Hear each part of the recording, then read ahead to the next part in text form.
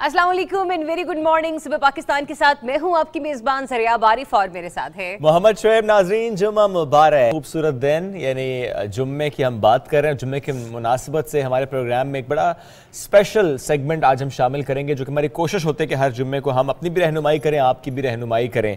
लेकिन जब बात रहनुमाई की हो रही तो इसके साथ साथ हम बात उनकी भी आज करते हैं, प्रोग्राम के आगाज़ में ही कर लेते हैं, जिन्होंने छोटी सी उम्र में बहुत से लोगों की रहनुमाई करने की कोशिश की।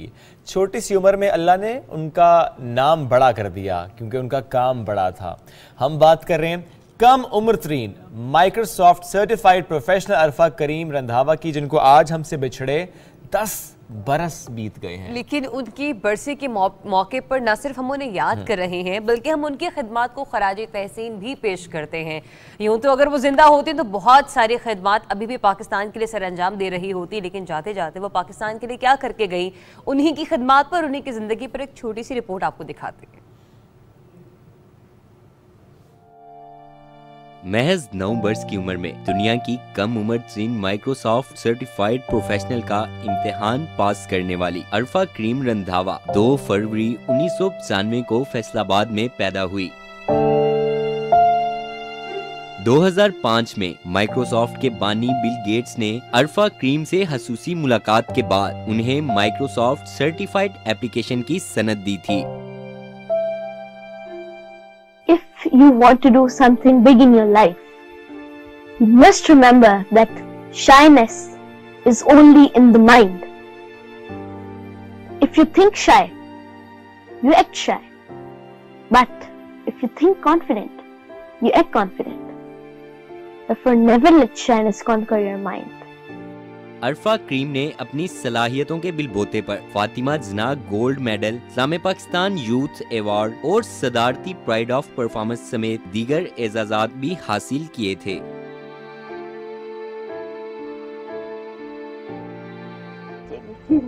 उसने मेरी मामा को बताया कि इस पे क्लिक करें, इस पे क्लिक करें, इस पे क्लिक करें। उसने एक एक चीज मेरी मामा को बता दी। वो नक्शे कदम पे चल रहा है लेकिन मैं उसको अपना रिकॉर्ड तोड़ने नहीं दूंगी। तोड़ने नहीं दूंगी। यानी दरख्त पे चढ़ना नहीं सिखाएगी बिल्ली। नहीं, दरख्त पे चढ़ना तो सिखाऊंगी, जरूर सिखाऊंगी, लेकिन ये होगा कि मेरा और मेरे भाइयों का एक रिकॉर्ड बनेगा, वो कोई तोड़ के नहीं दिखा सकता। टेक्नोलॉजी की दुनिया में तहलका मचाने वाली अरफा करीम को 22 दिसंबर 2011 को मिर्गी का दौरा पड़ा तो उन्हें लाहौर के अस्पताल में मुंतकिल कर दिया गया, जहां वो कुछ रोज कोमा में रहने के बाद 14 जनवरी 2012 को सिर्फ 16 बरस की उम्र में दुनिया फानी से कूच कर गई और पाकिस्तान अपनी होनहार बेटी से महरूम हो गया। उनकी खिदमात के एतराफ में डाक का यादगार टिकट जारी किया गया, जबकि लाहौर में अरफा करीम IT टावर भी तामीर किया गया है। जीत नन्ही अरफा की बड़ी बड़ी खिदमात इंशाल्लाह हम हमेशा याद रखेंगे और वी जस्ट होप कि वो तमाम लोग जो कि पाकिस्तान में इस वक्त आप जैसे काम सर अंजाम दे रहे हैं, आप उनकी हिम्मत, उनका हौसला बने रहिए और उनके लिए भी हमारी बहुत सारी दुआएं हैं जो कि आज सुपरस्टार्स हमारे काम कर रहे हैं। आगे बढ़ते हैं, बात करते हैं prime minister of Pakistan Imran Khan साहब की, जो कि डेफिनेटली पाकिस्तान के लिए बतौर वज़ीर आज़म बहुत सी खिदमात सर अंजाम दे रहे हैं। खान साहब की ज़ेर सदारत मुश्तरका वफादात काउंसिल के 49वें इजलास में बैनुल-अक़वामी सतह पर बेहतरीन मुरवज्जा तरीक़ों के मुताबिक डिजिटल टेक्नोलॉजी और GIS मॉनिटरिंग सिस्टम को बरूए कार लाते हुए 7वीं मरदम खाना शुमारी करवाने और इस ज़िम्न में मरदम शुमारी मॉनिटरिंग कमेटी के क़याम की मंजूरी दे दी गई है, जबकि मरदम शुमारी मॉनिटरिंग कमेटी की सरबराही डिप्टी चेयरमैन प्लानिंग कमीशन करेंगे। और इसके अलावा जो तमाम सूबाई चीफ सेक्रेटरीज़ हैं, चेयरमैन नादरा हैं, चीफ कमिश्नर इस्लामाबाद हैं और दीगर सीनियर हुकाम हैं, वो कमेटी के मेंबर होंगे।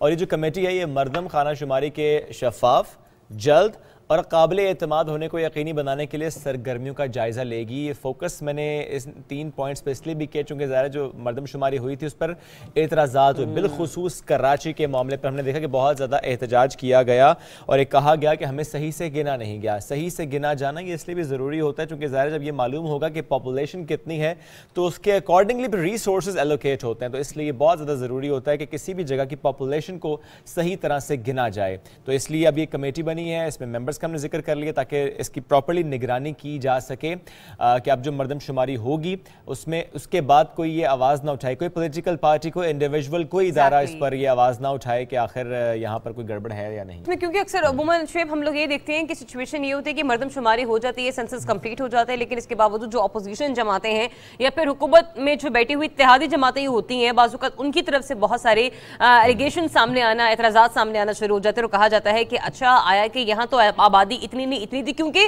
जैसे कि शुएब ने पहले भी हाईलाइट किया कि आबादी से मुतनासिब रखते हैं वहाँ के वसाइल। ये ना हो कि आपने बजट एलोकेट किया 2 करोड़ लोगों का, आबादी निकली 3 करोड़ की, तो डेफिनेटली 2 करोड़ के जो वसाइल हैं वो फिर मसाइल ही बनेंगे बजाय इसके कि आप उनसे मुस्तफीद हो सके। एग्जैक्टली। चलें जी, बढ़ते हैं आगे और ज़रा आपको दुबई एक्सपो फिर लेकर चलते हैं।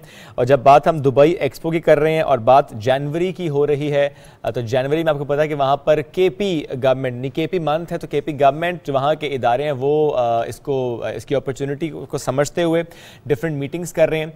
तो पाकिस्तानी पवेलियन में केपी सयाहती कॉन्फ्रेंस का इनेकाद किया गया, जहाँ बैनुल अक़वामी सरमायाकारों ने सूबे में सयाहत के शोबे में 4 मुख्तलिफ मकामात पर सरमायाकारी के लिए अपनी दिलचस्पी का इजहार किया है।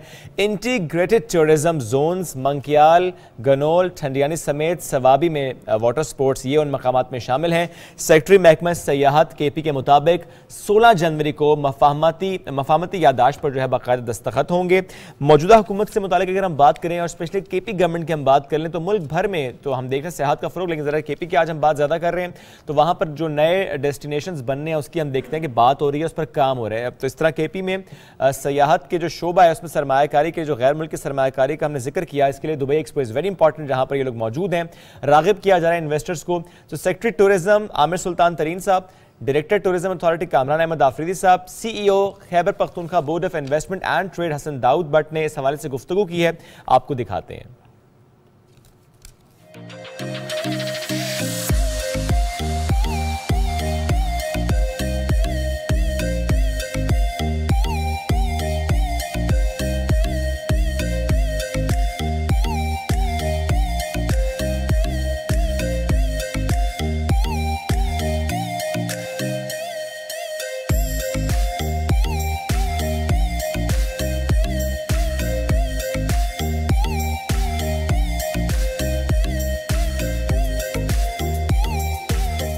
यहाँ पे जो भी हमारे पास टूरिज़्म पाकिस्तान में अपॉर्चुनिटीज़ अवेलेबल हैं, हम चाहते हैं कि पब्लिक प्राइवेट पार्टनरशिप के तहत हम अपनी वो अपॉर्चुनिटीज़ प्राइवेट इन्वेस्टर्स को, इंटरनेशनल इन्वेस्टर्स को और जो हमारे UAE के अंदर इन्वेस्टर्स पाकिस्तानी डायस्पोरा के भी और ग्लोबल इन्वेस्टर भी मौजूद है उनको प्रेजेंट कर सकते हैं। हमने अपनी खैबर पख्तूनख्वा के अंदर जो नई टूरिज़्म फैसिलिटीज़ बिल्ट हो रही हैं वो उनको हमने पिच की हैं, इन्वेस्टमेंट की अपॉर्चुनिटी बताई है, जो बेहतर हमने यहाँ रेगुलेटरी मैकेनिज्म बनाया है खैबर पख्तूनख्वा में इन्वेस्टर फ्रेंडली है, वो हमने उनको पिच किया है। तो दे वर वेरी हैप्पी और उनका बहुत ही पॉजिटिव रिस्पॉन्स आया है। वन विंडो ऑपरेशन का कॉन्सेप्ट था, इसको सही मायनों में खैबर पख्तूनख्वा गवर्नमेंट ने कंसीव किया और कंसीव करने के बाद इसमें इनेक्टमेंट की गई, एक्ट लाया गया जिसे टूरिज्म एक्ट 2019 कहते हैं। उस एक्ट के तहत एक अथॉरिटी बनाई गई है और जितनी हमारे टूरिज्म सेक्टर में इन्वेस्टमेंट आएगी इस अथॉरिटी के ज़ेरे साया और इस अथॉरिटी के साथ मिलके वो इन्वेस्टमेंट की जाएगी। हमने गंदारा कॉरिडोर को प्रेजेंट किया, अपॉर्चुनिटीज़ को प्रेजेंट किया। इसके एंड में हमें बहुत ज़्यादा not just investment but also tourist मिलेंगे जो आएंगे। My name is Bima and I am representing AJM Planning and Urban Design Group from Malaysia. The 8 ITZ sites or the international tourism zones will be the premier development and destination zones in Khyber Pakhtunkhwa, focusing on the new tourism activities as well the new tourism ecosystem and destinations to support the existing tourism activities in Khyber Pakhtunkhwa.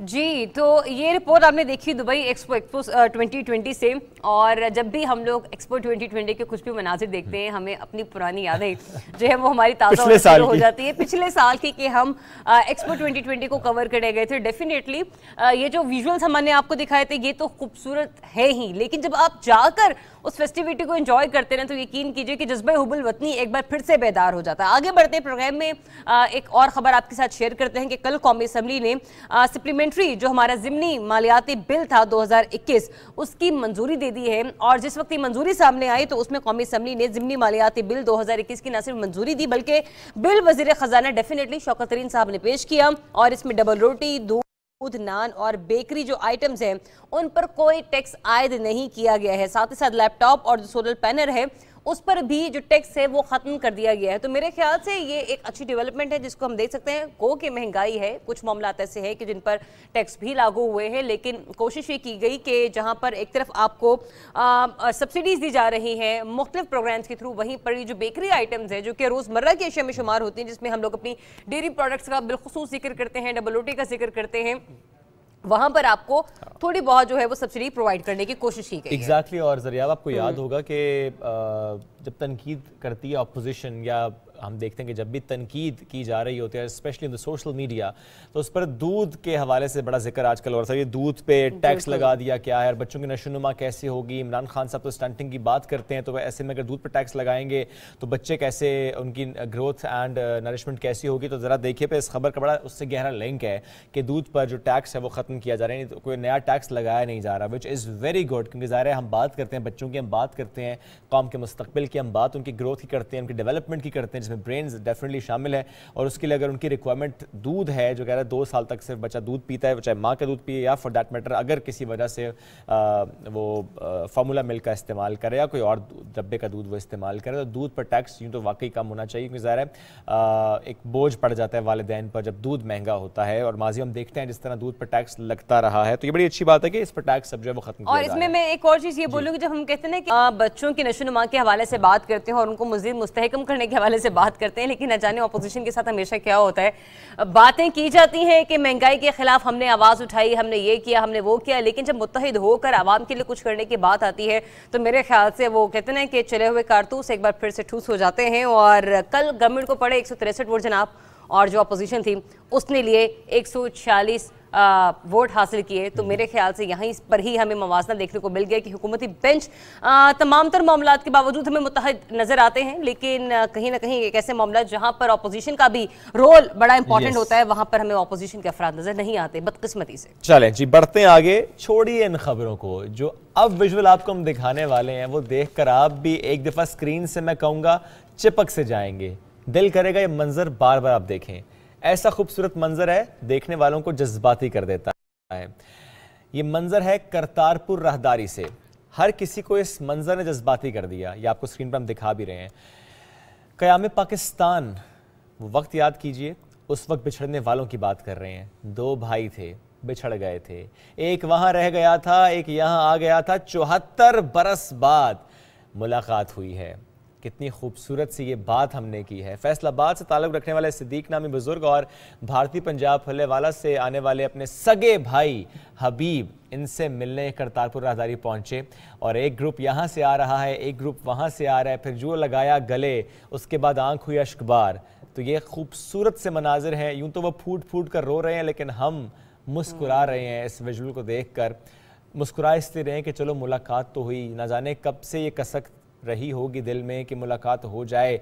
मुलाकात होगी या नहीं ये भी जानते नहीं होंगे, लेकिन बिलाखिर ये मुलाकात हुई, और हर कोई जो वहाँ मौजूद था वो जज्बाती हो गया। और जिस वक्त ये करतारपुर राहदारी का मामला उठाया गया और इस राहदारी को बनाया जा रहा था, कहा जा रहा था कि ये एक अमन का सफ़र है कि जिसको तय करते हुए हमने 2 ममालिक के दरमियान, 2 मज़ाहिब के दरमियान एक राहदारी कायम करनी है। वफाकी वज़ीर इत्तलात व नशरियात फवाद चौधरी ने भी इस मामले को ट्विटर के ज़रिए जो है वो रिपोर्ट किया और बताया कि किस तरह से जो पाक ये हम लोगों ने करतारपुर राहदारी है उसके तवस्सुत से किस तरह से 2 बिछड़े भाई मिल गए। अमूमन हम देखते हैं इंडिया की तरफ से बहुत सारी मूवीज़ बनाई जाती हैं, लेकिन वो सिर्फ मूवीज़ बनाई जाती हैं, पाकिस्तान ऐसे इक़दामात अमली तौर पर करके दिखाता है। एक ऐसा मौक़िफ़ में पाकिस्तान के हवाले से इंडिया में बहुत सारी जो थी वो रंजिशें खुलकर सामने आने लगी और नवजोत सिंह सिद्धू जो कि वज़ीर-ए-आज़म इमरान खान साहब के बड़े करीबी दोस्त समझे जाते हैं, इंडिया से उनका ताल्लुक है, सिख कम्युनिटी से वो बिलोंग करते हैं, लेकिन इसके बावजूद उनके ताल्लुकात के एग्जैक्टली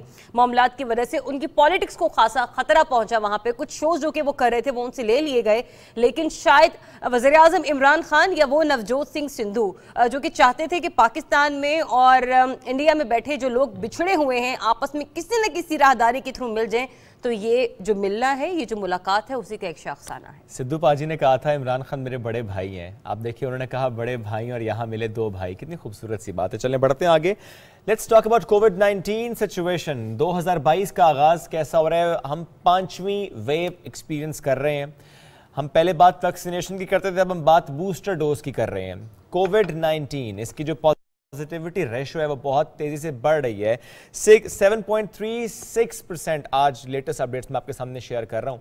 ये NCOC के इदाद शुमार हैं और इनके मुताबिक मुल्क में आखिरी बार जो 6% से ज़्यादा कोविड-19 के मस्बत केसेस थे वो 8 सितंबर 2021 को रिकॉर्ड हुए थे। और शफकत महमूद साहब वफाकी वज़ीर तालीम कोविड-19 से मुतासर हुए हैं। ये उन्होंने कल ट्वीट भी की थी और उन्होंने कहा कि सिम्टम्स माइल्ड हैं, बेहतर महसूस कर रहे हैं, लेकिन ज़ाहिर है उनको भी कोविड-19 ने मुतासर किया है। जब हम बात कोविड-19 की कर रहे हैं, हम बात वैक्सीनेशन के बाद बूस्टर डोज की कर रहे हैं, तो ये बड़े अच्छे स्टेप्स हैं जो कुछ इदारे भी ले रहे हैं, जैसे कि पाकिस्तान टेलीविजन न्यूज़ या पाकिस्तान टेलीविजन। इसकी अगर मैं बात करूँ कि हमारे यहाँ भी 2 दिन हमने यही देखा कि बूस्टर शॉट्स हैं वो लगाई गई, जो अमला था तमाम, जो 30 साल से छोटे थे उनको नहीं लगी, तो बाकियों को लगी है।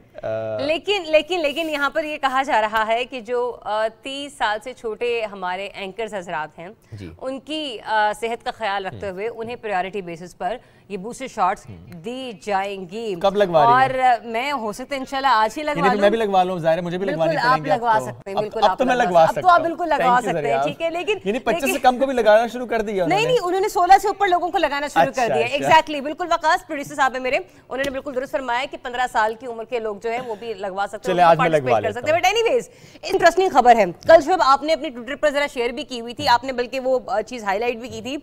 हमारे प्रेसिडेंट साहब जनाब सदर आरिफ अलवी साहब, उन्होंने अपनी रिकवरी की ट्वीट की। अल्लाह ताला आपको सेहत रखे, अल्लाह ताला आपको शादो आबाद रखे। अब उनकी ट्वीट के नीचे जाके किसी ने जी एक कमेंट किया और कहा है कि प्रेसिडेंट साहब आपने कोरोना का कोई फ्लेवर छोड़ा भी है या नहीं? जो फ्लेवर आता है वो आपको कहीं ना कहीं अटैक कर लेता है। बट एनीवेज उम्मीद करते हैं कि आप आइंदा आने वाले दिनों में आप एहतियात करेंगे। लेकिन ये सिर्फ एक लाइटर नोट पर था और मेरे ख्याल से वो खुद उन्होंने इस कमेंट को एंजॉय किया होगा। अगर उन्होंने ये कमेंट एंजॉय नहीं किया तो प्रेसिडेंट साहब हम आपको बता रहे हैं कि जो आपको फॉलो करने वाले लोग हैं वो इस किस्म की बात करते हैं और डेफिनेटली ये सिर्फ एक तरीका है चेहरों पे मुस्कुराहटें बिखेरने का। एग्जैक्टली। चलें जी, वैसे तो अल्लाह सबको महफूज रखे। ज़ाहिर है ओमिक्रॉन वेरिएंट है, उसके बारे में यही हमने सुना कि वैक्सीनेशन के बावजूद कुछ लोगों पर असर हुआ उसका, और अगर आप में पहले कोविड-19 आपको हुआ तब भी आपको असर, इसलिए एहतियात करनी है और दोबारा करने, फिर से मास्क का इस्तेमाल करना है, फिर से हमने समाजी फासले को बरकरार रखना है, क्योंकि हम देख रहे हैं कि इस्लामाबाद में भी जो है वो शरह बहुत ज़्यादा बढ़ती चली जा रही है। अब बढ़ते हैं आगे, इस्लामाबाद हाई कोर्ट से खबर है वो शेयर करते हैं। सानह मरी, इसकी तहकीकात से मुतालिक अपडेट ये है कि इस्लामाबाद हाई कोर्ट ने नेशनल डिज़ास्टर मैनेजमेंट कमेटी इसका इजलास बुलाने का हुक्म दिया है। क्योंकि जब सवाल हुआ कि आखिरी वाला इजलास कब हुआ तो उसका जवाब मैं यहाँ पर दोहरा नहीं सकता, क्योंकि उससे नज़र आता है कि जिम्मेदारी नहीं निभाई गई। तो जिम्मेदारों का तयन किया जाए ये कहा गया, उनके खिलाफ कार्रवाई की जाए कहा गया। मरी के रिहायशियन की दरख्वास्त पर chief justice Islamabad high court justice Athar Minallah ने समाअत की थी और समाअत का जो तहरीरी हुक्मनामा है उसमें कहा गया कि वज़ीर-ए-आज़म इमरान खान की ज़ेर सदारत आइंदा समाअत से कबल इजलास लाजमी बुलाया जाए। तो ये बड़ा अहम होता है कि डिज़ास्टर मैनेजमेंट जो है ये बड़ी ज़रूरी है, ये अहम है और इस पर इजलास वक्तन फ़वक्तन होते रहने चाहिए। क्यों इजलास ना हो इस पर सवाल, लेकिन अब इजलास हो ये बहुत ज़रूरत है कि आइंदा कोई सान्हा ना हो जाए। बिल्कुल। और जब हम सानहे की बात करते हैं तो सानहे के हवाले से बहुत सारे मामलात ऐसे हैं शुएब जिस पर डिस्कशन करना बाज़ औक़ात बहुत ज़्यादा ज़रूरी हो जाती है, क्योंकि अगर वो सानहात रिपोर्ट होने के बावजूद किसी ऐसे मुंतकी अंजाम तक ना पहुंचे जिसकी माशरे को उसकी ज़रूरत है, तो मेरे ख्याल से वो हमारे लिए ला हासिल बहस में कन्वर्ट हो जाते हैं। तो व्यूअर्स, आज हम बात करेंगे माशरे में बढ़ते हुए अदम बर्दाश्त की और उन केसेस की वजह से जो ताकतवर लोगों से मुताल्लिक हैं। اس میں جرم میں ملوث لوگ اتنے طاقتور ہوتے ہیں کہ متاثرہ لوگ یا تو کیسز کی پیروی نہیں کر پاتے یا پھر ان کی داد رسی نہیں کی جاتی، یا پھر یہ کہہ لیجئے کہ لوگ اپنے بیان سے منحرف ہو جاتے ہیں، جس سے جرائم پیشہ افراد کو جرم کا موقع ملتا ہے۔ مثال کے طور پر جی عثمان مرزا کیس ہوا یہ کہ مبینہ طور پر متاثرہ لڑکی اپنے ہی دیے گئے بیان سے منحرف ہو جاتے ہیں اور پھر یوں لگتا ہے کہ جیسے اب یہ کیس ختم ہو کر رہ گیا، لیکن یہ کیس ختم ہو نہیں سکتا۔ ان کا بیان سے منحرف ہو جانا بھی کیس کو ختم کر نہیں سکتا، کیونکہ اس کیس کی پیروی حکومت کر رہی ہے۔ ایک بار پھر سے وفاقی حکومت کی طرف سے کہا گیا ہے کہ ریاست اس مقدمے کی پیروی جاری رکھے گی۔ تو آج کا ہمارا موضوع، جب ریاست کسی مقدمے کی پیروی کرتی ہے تو پھر راستے میں روڑے کون اٹکاتا ہے؟ اس سے متعلق آج ہم بات کریں گے۔ حسن جاوید ایڈوکیٹ صاحب نے ہمیں جوائن کیا ہے۔ عثمان مرزا کیس میں مبینہ طور پر جو متاثرہ لڑکی اور لڑکے ان کے وکیل کے فرائض سر انجام دے رہے ہیں، لیکن سر آپ کی طرف آنے سے پہلے میں چاہ رہا ہوں کہ اسٹیٹ منسٹر فاروق حبیب صاحب نے اس معاملے پر اہم گفتگو کی ہے۔ میرے ان سے ایک سوال کیا تھا، کیا جواب تھا کہ جب ریاست مقدمے کی مدعی بنتی ہے تو پھر کیا ہوتا ہے، کیا ہو سکتا ہے؟ کیا ان کا جواب تھا؟ پہلے یہ سنیے پھر ڈسکشن کریں گے۔ سرکمسٹانشل ایویڈنس بڑا مضبوط موجود ہے اور ریاست بھی موجود ہے اور کسی صورت اس معاملے سے پیچھے نہیں ہٹیں گے۔ پرائم منسٹر صاحب نے بڑا سختی سے اس کا جو ہے وہ نوٹس بھی لیا ہے اور متعلقہ اداروں کو جو ہے وہ ہدایات بھی جاری کی ہیں، اس کو پورا فالو اپ کریں گے اور ملزمان کو کیفر کردار تک پہنچائیں گے۔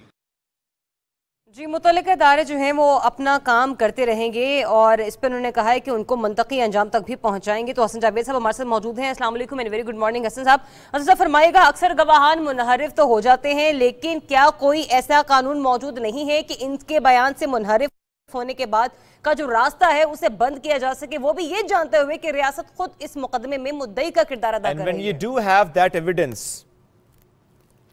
بہت شکریہ مس دریاب اینڈ شعیب صاحب آپ لوگوں کا کہ آپ نے بہت ہی اہم موضوع کے اوپر کہ جو اس وقت نہ صرف ٹاک آف دی ٹاؤن ہے بلکہ نیڈ آف دی آر ہے کہ اس ایشو کو ایڈریس کیا جائے کہ ہماری سوسائٹی میں جب کسی بھی طرح کا کوئی آفینس کمٹ ہوتا ہے تو اس کے بعد کی پروسیڈنگز کے اوپر کون سا آپ کہہ لیجیے کہ کس لاہ عمل کے ساتھ اسٹیٹ کو بھی اور کورٹس کو بھی آگے بڑھنا چاہیے۔ جس کیس کے حوالے سے ہم پرٹیکولرلی اس وقت بات کر رہے ہیں، جس کے حوالے سے فاروق حبیب صاحب کی اسٹیٹمنٹ بھی آپ نے جو ہے وہ سنائی، میں اس کیس میں وکٹمز کو ریپرزینٹ کرتا رہا ہوں۔ جی ٹھیک ہے سر، آپ کی آواز ٹھیک سے آ نہیں رہی، ہم اس کو ذرا فکس کرتے ہیں۔ آپ ظاہر ایک تو آپ نے کہا کہ آپ ایسے کیسز میں یا اس کیس میں وکٹمز کو ریپرزینٹ بھی کرتے آئے ہیں۔ فاروق حبیب صاحب کا ذکر بھی ہم نے یہاں پر کیا، فواد صاحب نے بھی اس پر ٹویٹ کی تھی ذریعہ۔ بالکل، فواد چودھری صاحب نے بھی اس معاملے پر ٹویٹ کی تھی اور انہوں نے یہی کہا تھا کہ جب اس طرح کے معاملات ہوں گے جس میں عثمان مرزا کیس شامل ہے، جی ٹی روڈ کیس شامل ہے اور شارج جتوئی والا کیس بھی شامل ہے، ہمارے نظام انصاف کے لیے ایسے کیسز اگر منطقی انجام تک نہیں پہنچتے تو وہ نظام انصاف کے لیے ایک کوسچن مارک۔ ڈیفینیٹلی ان کا کہنا اپنی جگہ بالکل درست ہے، کیونکہ جہاں پر ایک طرف ہم دیکھ رہے ہیں کہ عوام بل آؤٹ ہیں، بھائی یہ معاملات کیا ہے، ریاست اگر اس میں مدعی کا کردار ادا کر رہی ہے تو پھر یہ کیسے کہا جا سکتا ہے کہ یہ جو کیس ہے وہ ٹھپ ہو کر رہے گی؟ تو میرے خیال سے نہ صرف ریاست کے مدعی ہونے پر ایک کوسچن مارک ہے، بلکہ وہ عوام جو کہ یہ خواہش کا اظہار کرتی ہے کہ اگر کوئی اس کیس کی پیروی نہیں کر رہا تو ریاست خود اس میں مدعی کا کردار ادا کرے تاکہ معاشرے میں اس طرح کے جو واقعات ہیں وہ دوبارہ سے رپورٹ نہ ہو۔ تو پھر میرے خیال سے واقعی کوسچنیبل معاملہ ہو جاتا ہے کہ آیا کہ ایسا ہوا تو ہوا کیوں، پھر غریب جائے گا تو کہاں جائے گا؟ بالکل، چونکہ کچھ کیسز ایسے ہیں ذریعہ وہ ہائی لائٹ تو ہو جاتے ہیں، بٹ ہمیں یہ بات نہیں بھولنی چاہیے کہ جو کیسز ہائی لائٹ ہوتے ہیں چلو اس پر تو بات ہو جاتی ہے، لیکن بہت سے کیسز ایسے ہوتے ہیں جو رپورٹ نہیں ہوتے، ہائی لائٹ نہیں ہوتے، میڈیا کی زینت نہیں بنتے، اینکرز بات نہیں کرتے، سوشل میڈیا پر بات نہیں ہوتی۔ تو ایسے کیسز کا کیا ہوتا ہے، وہاں انصاف کیسے ہوتا ہے؟ اور جس ہم نے فواد صاحب کا ذکر کیا، ایک چیلنج کے طور پر دیکھا جا رہا ہے اس معاملے کو، اور نہ صرف اس معاملے کو بلکہ اس طرح کے معاملات کو لے کر چیلنج سمجھا جا رہا ہے۔ اور جب ہم بات جوڈیشل سسٹم کی کرتے ہیں، ظاہر ہے اس میں ہم دیکھتے ہیں کہ پارلیمنٹ نے اس کو مضبوط بنانا ہے، اور ظاہر ہے اس پر ہم جب جوڈیشری کی بات کرتے ہیں تو اس پر ہمیں اکثر یہ کہا بھی جاتا ہے کہ ظاہر ہے ججز کی کمی کا ہونا، کیسز کے دباؤ کا ہونا، سسٹم کا ویک ہونا، یہ تمام وہ معاملات ہیں جس پر بات ہونی چاہیے، جس پر کام ہونا چاہیے، اور یہ بڑی اچھی بات ہے کام ہو بھی رہا ہے اس حکومت میں۔ ہم نے دیکھا عمران خان صاحب نے اس سے متعلق بہت بات کی، یعنی حکومت نے اس پر بات کی، لیکن شاید اس میں ہم پھر یہ کہیں گے کہ کہیں نہ کہیں بھی ہمارے جو قانونی پیچیدگیاں ہیں وہاں پر لوپ ہولز موجود ہیں کہ اس قسم کے جو مجرم ہیں، بدقسمتی سے میں یہی کہوں گی کہ ڈیفینیٹلی یہ ملزم تو ہیں ہی، لیکن جب تک انہیں سزا ملتی ہے یہ اپنا کوئی نہ کوئی فرار کا راستہ اختیار کر لیتے ہیں۔ حسن جاوید صاحب ایک بار پھر سے ہمارے موجود ہیں اور شامل گفتگو کرتے ہیں۔ حسن جاوید صاحب اپنا جواب مکمل کیجیے گا۔ जी सॉरी, मैं ये गुजारिश कर रहा था कि देखिए कॉन्स्टिट्यूशनल फ्रेमवर्क के अंदर या किसी भी डेवलप्ड सोसाइटी के अंदर ये स्टेट रिस्पॉन्सिबिलिटी होती है किसी भी क्रिमिनल जस्टिस सिस्टम के मुताबिक कि जहां भी कोई जुर्म सरजद हो स्टेट उसकी कॉग्निजेंस ले, उसकी कॉग्निजेंस लेकर स्टेट उसके अकॉर्डिंगली उसके ट्रायल को परस्यू करे। जो फौजदारी निज़ाम है, जो हमारा क्रिमिनल जस्टिस सिस्टम है पाकिस्तान का या दुनिया का, उसके अंदर स्टेट एक ऑलरेडी फ्रीक होती है। असल चीज जिसकी रिक्वायरमेंट होती है वो पॉलिटिकल विल की, वो सेंस ऑफ रिस्पॉन्सिबिलिटी की, और आगे बढ़ के अपनी रिस्पॉन्सिबिलिटी को वोकली प्ले करने की जो है उसके ऊपर बात करने की होती है। ज़्यादा ये खुशाइंद है जो बात आप कर रही हैं। ये जो केस जिसकी हम पर्टिकुलरली बात कर रहे हैं इस वक्त, इस केस में भी स्टेट मुद्दई है और ये FIR जो है वो then SHO थाना गोलड़ा जो थे उनकी कंप्लेंट पर लॉन्च की गई थी। गोया ये FIR विक्टिम्स की स्टेटमेंट पर नहीं बल्कि सोशल मीडिया पर जो वीडियो वायरल हुई उस वायरल वीडियो के नतीजे में पुलिस ने इटसेल्फ कॉग्निजेंस ली और कॉग्निजेंस लेके इसको आगे बढ़ाया। इसलिए मैं ये गुजारिश करना चाह रहा हूँ वो ये है कि जो भी फौजदारी मुकदमात होते हैं, जो क्रिमिनल केसेस होते हैं, क्रिमिनल सिस्टम के अंदर जो है स्टेट एक फ्रीक होती है किसी भी केस के अंदर। इसकी वजह यह है कि जो जुर्म होता है, अगर कोई सिविल रॉन्ग होता है वो तो एक फर्द के खिलाफ होता है, लेकिन जुर्म जो मुआशरे के खिलाफ एक ऑफेंस समझा जाना चाहिए, उसको ये समझे कि अगेंस्ट पब्लिक एट लार्ज कोई आपने ऑफेंस किया है। तो तमाम बातें अपनी जगह। मैं एक मुख्तसर सा सवाल करना चाहता हूँ, प्लीज रहनुमाई कीजिएगा। जो ज़रियाब ने पूछा, क्या कोई ऐसा कानून मौजूद नहीं है कि बयान से मुकरने का रास्ता बंद किया जा सके? Do we have that law? जी जी, देखिए मैं इस पे आपको जनरली स्पीकिंग में ये बात आपको गुजारिश करूं कि जब कोई गवाह अपने किसी बयान से हरफ होता है तो उसको फिर होस्टाइल डिक्लेयर करके जो प्रोसिक्यूटर हैं उसके ऊपर जो है वो क्रॉस एग्जामिनेशन स्टार्ट कर देते हैं और उसके नतीजे में फिर वो रास्ता होता है, उनको कन्फ्रंट करवाया जाता है उनके डॉक्यूमेंट से और वो सारा। तो ये जिस केस की आप बात कर रहे हैं, चूंकि इसमें मैं काउंसिल रहा हूँ इस चीज पे मैं स्पेसिफिक इस केस की बात नहीं करना चाह रहा। मैं स्पेसिफिकली एक केस की बात नहीं करना चाह रहा सर। मैं बेसिकली बात ये करना चाह रहा हूं कि किसी भी केस में, चूंकि जरा ज़रियाब ने 3 केसेस का हवाला दिया, but we have so many cases with us कि जब रियासत मुद्दई बनती है तो क्या इंसाफ मिलता है, मिल सकता है? ऐसा सिस्टम मौजूद है रियासत अगर पैरवी करे तो? जी जी बिल्कुल। देखिए देखिए ये मैंने पहले गुजारिश की कि बेसिक प्रिंसिपल है क्रिमिनल जस्टिस सिस्टम का कि जब हम क्रिमिनल प्रोसीजर कोड की बात करते हैं तो उसमें ये है कि 154 के अंदर ये लिखा हुआ है कि एनी इंफॉर्मेशन रिसीव का वर्ड है उसके अंदर कि कोई भी मालूमात कंसर्न पुलिस स्टेशन के SHO को जब मिलती है तो वो ड्यूटी बाउंड है कि वो उसके ऊपर FIR रजिस्टर करके कार्रवाई करे। कंप्लेनेंट का, विक्टिम का खुद सामने आना जरूरी नहीं है। इसलिए बहुत सारे केसेस आप देखते हैं कि जिसमें विक्टिम्स या मुतासरीन खुद सामने नहीं आते बल्कि स्टेट खुद कॉग्निजेंस लेकर उस पर आगे बढ़ जाती है। और ये जिन केसेस का आप हवाला दे रहे हैं इनमें या इसके अलावा भी जनरल बहुत सारे केसेस में ऐसा होता है कि जिसमें स्टेट इटसेल्फ परस्यू करती है और स्टेट की परसुएशन के नतीजे में बिल्कुल ट्रायल उसी तरह चलेगा जिस तरह कोई आम मुतासरा फ्रीक जाकर जो है वो आपके पास कोई एग्जाम्पल है, कोई ऐसा केस आपकी नजर से गुजरा है जिसमें अगर बयान से कोई मुकर गया हो और रियासत मुद्दई बनी और इंसाफ हुआ, ऐसा कोई केस आपके सामने है? इस तरह की एग्जांपल्स बिल्कुल मौजूद हैं। इसके ऊपर होस्टाइल विटनेसेस के ऊपर बड़ी क्लियर जजमेंट्स, बल्कि लेटेस्ट जजमेंट्स भी इसके ऊपर आई हैं जिसके अकॉर्डिंगली अदरवाइज अगर केस प्रूव होता हो, यानी गवाहों के बयानात से हटकर अगर अदरवाइज सर्कमस्टेंशियल एविडेंशियरी वैल्यू की इसकी इतनी स्ट्रेंथ हो कि जो लीगल पैरामीटर्स के ऊपर पूरा उतर सकते हों, जिस तरह मुख्तलिफ केसेस के अंदर डिजिटल एविडेंसेस होते हैं, फोरेंसिक एविडेंसेस होते हैं, जिसके अंदर सर्कमस्टेंशियल एविडेंसेस होते हैं, अगर अदरवाइज केस प्रूव होता हो तो कोर्ट उसके अंदर बिल्कुल परस्यू कर सकती है और जो उसको ट्रायल को मंतकी अंजाम तक पहुंचा सकती है। ठीक। अच्छा हसन जावेद साहब ये बताइएगा, इस वक्त के जो हमारे नाजरीन हैं उनमें एक तजब्जुब पाया जाता है कि आया कि इस केस का मामला क्या होगा, या फिर बहुत सारे ऐसे केसेस जो हाईलाइट तो नहीं हुए मीडिया पे लेकिन कहीं ना कहीं किसी न किसी अदालत में चल रहे हैं। अगर तो ऐसा हो जाता है कि गवाहान मुनहरिफ हो जाते हैं लेकिन रियासत उस मामले में मुद्दई बरी हुई है, तो फिर क्या हम लोग ये उम्मीद रखें कि ये केसेस जो है अपने मंतकी अंजाम को पहुंचेंगे और जो मुल्जिमान हैं वो मुजरिम के तौर पर जेल की सलाखों के पीछे होंगे?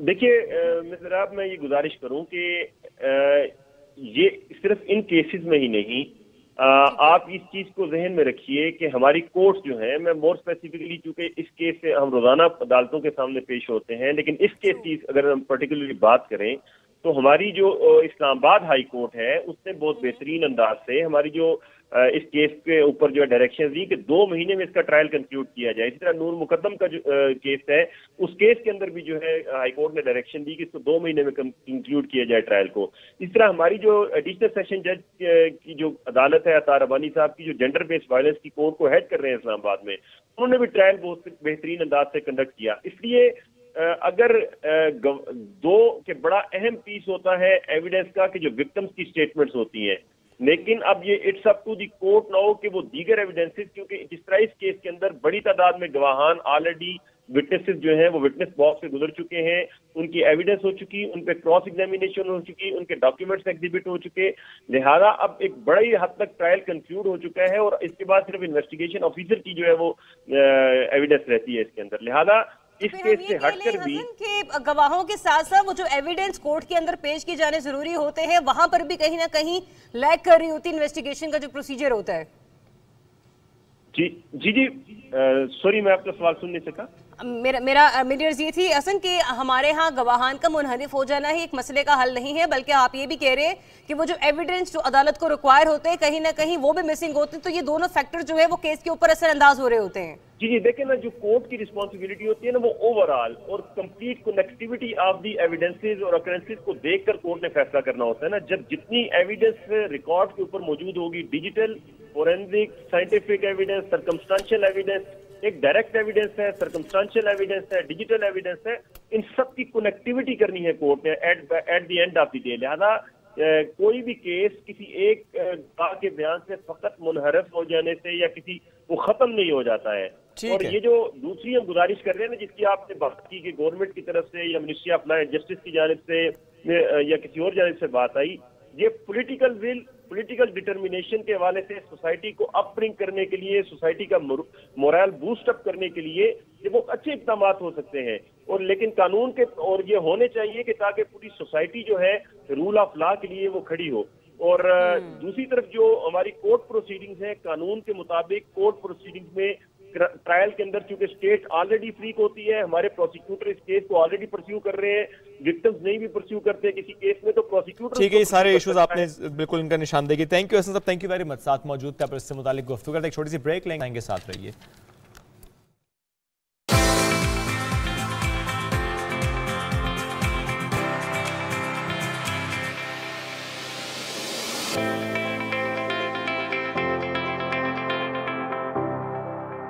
آپ کو پتا ہے پچھلے 20 سالوں میں سٹاک مارکیٹ انویسٹمنٹ کا ریٹرن 18% سالانہ رہا ہے, یعنی کہ باقی آپشنز جیسے کہ بینک, گولڈ, ریئل اسٹیٹ اور ڈالر سے کافی بہتر. اب آپ KSB کی K-Trade ایپ سے گھر بیٹھے ڈائریکٹ انویسٹمنٹ کر سکتے ہیں. اکاؤنٹ اوپن کرنے کے لیے www.ksb.com پر جائیں اور اوپن اکاؤنٹ پہ کلک کریں. اب بس K-Trade اکاؤنٹ میں پیسے ٹرانسفر کریں اور سٹاک مارکیٹ میں پاکستان کی بیسٹ کمپنیز میں بآسانی انویسٹ کریں. K-Trade, اب انویسٹمنٹ کرے ہر کوئی.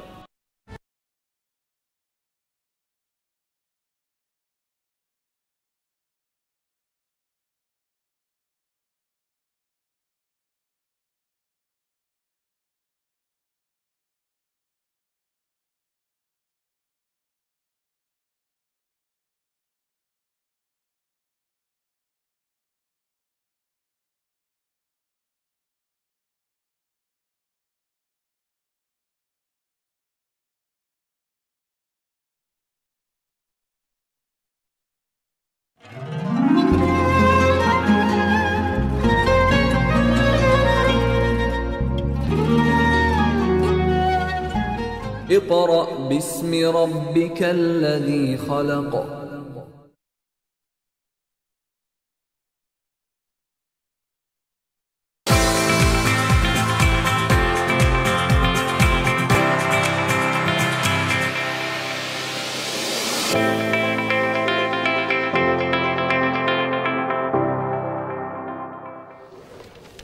کر لو, تم کر. ویسے یاد ہے مجھے لیکن پھر بھی کر لو. اوکے.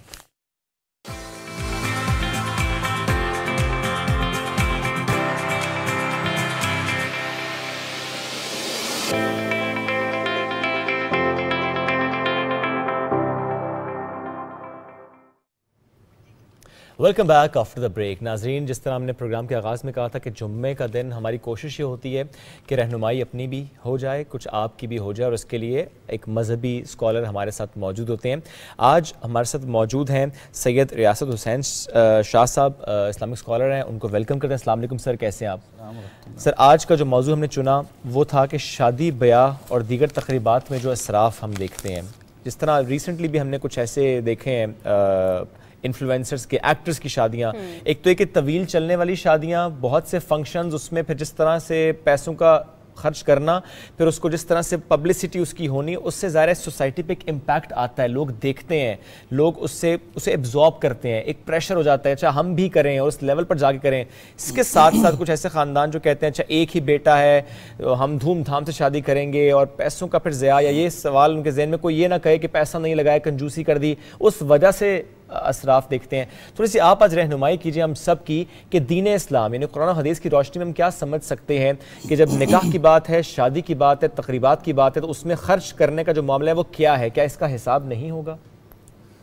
الحمدللہ رب العالمین والصلاة والسلام علی اشرف الانبیاء والمرسلین نبینا و حبیبنا و قائدنا و قدوتنا و قرۃ اعیننا محمد وعلی آلہ و اصحابہ ومن سار علی نہجہ وتمسک بسنتہ الی یوم الدین. اما بعد, بنیادی طور پہ آپ نے جو چیزیں ذکر کی ہیں اس میں دو پہلو ہیں. ایک اسراف کرنے والے اور دوسرے ان کو دیکھنے والے. بالکل. اسراف کرنے والے جو لوگ ہیں ان کو یہ سمجھ لینا چاہیے, یہ جان لینا چاہیے کہ جو کچھ ہمارے پاس ہے وہ ہمارا ذاتی نہیں ہے. اللہ کا جو کچھ میرے اور آپ کے پاس ہے وہ اللہ تعالیٰ کی طرف سے امانت ہے. اور امانت کے بارے میں آپ کو پتہ ہے سوال ہوتا ہے. بے شک. ایسے نہیں ہوتا کہ آپ مجھے امانت دیں اور پھر پوچھیں ہی نہ. تو قرآن مجید میں اللہ تعالیٰ نے ذکر فرمایا ثم لتسألن یومئذ عن النعیم, کہ ضرور تم سے نعمتوں کے بارے میں سوال ہوگا. ایک ایک نعمت کے بارے میں پوچھا جائے گا, ایک ایک نعمت کے بارے میں سوال ہوگا. اور یہ بات بھی ہمیں سمجھ لینی چاہیے کہ شادی جو ہے یہ صرف دنیاوی معاملہ نہیں ہے. اگر تو صرف دنیاوی معاملہ ہوتا تو ہم کہہ دیتے کہ اپنی مرضی کر لیں. بالکل. یہ تو دین ہے. دین نے ہمیں سکھایا کہ شادی تم نے کرنی کیسے ہے. دین نے ہماری رہنمائی کی ہے. جب اللہ کے رسول نے یہ فرمایا ہے کہ النکاح من سنتی فمن رغب عن سنتی فلیس منی, کہ نکاح میری سنت ہے, تو اب اس سنت کو اپنانے اور اس پہ عمل کرنے کا طریقہ بھی بتایا گیا. اور اگر اسلام کا بغور مطالعہ کیا جائے تو دو چیزیں اسلام میں بڑی آسان نظر آتی ہیں جو افسوس سے ہمارے معاشرے میں بڑی مشکل ہو چکی ہیں. وہ دو چیزیں, ایک شادی ہے اور دوسرا کوئی فوت ہو جائے تو اس کی تدفین ہے. بالکل مشکل بنا دی گئی. یہ دونوں چیزیں بہت آسان تھی اسلام میں, لیکن ہمارے معاشرے میں سب سے مشکل یہی دونوں چیزیں. شادی کرنا بھی بہت مشکل ہو چکا ہے. بہت سارے لوگ جی بچے پاؤں پہ کھڑے ہوں گے تو پھر شادی کروائیں گے, حالانکہ وہ ان کے بالوں میں سفیدی آ چکی ہوتی ہے اور وہ سمجھتے ہیں کہ نہیں ابھی پاؤں پہ کھڑے ہوں گے. پاؤں پہ تو وہ 2 سال کے ہوئے تھے تو کھڑے ہو گئے.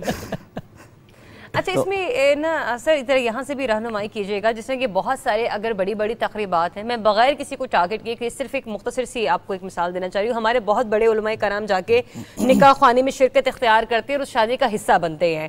کیا وہیں سے ہی رہنمائی کا سفر شروع نہیں ہو جاتا کہ آپ پہلے ہی یا تو کسی سے معاملے پر بات کریں یا پھر وہاں پہ جا کے تھوڑی سی بھی گفتگو کریں کہ اگر آپ اتنے بڑے فنکشن میں جمع ہو رہے ہیں, اکٹھے ہو رہے ہیں, تو کم سے کم کسی کی رہنمائی تو کریں کہ اتنا مال و دولت صرف ایک فنکشن پہ آپ نے کیسے خرچ کر دیا. دیکھیں, اگر علماء کرام اور بالخصوص کبار جو علماء ہیں وہ اس کی حوصلہ شکنی کریں گے تو یہ کام کم ہو جائے گا, کم از کم آگے نہیں بڑھے گا. اور لوگ فالو کرتے ہیں.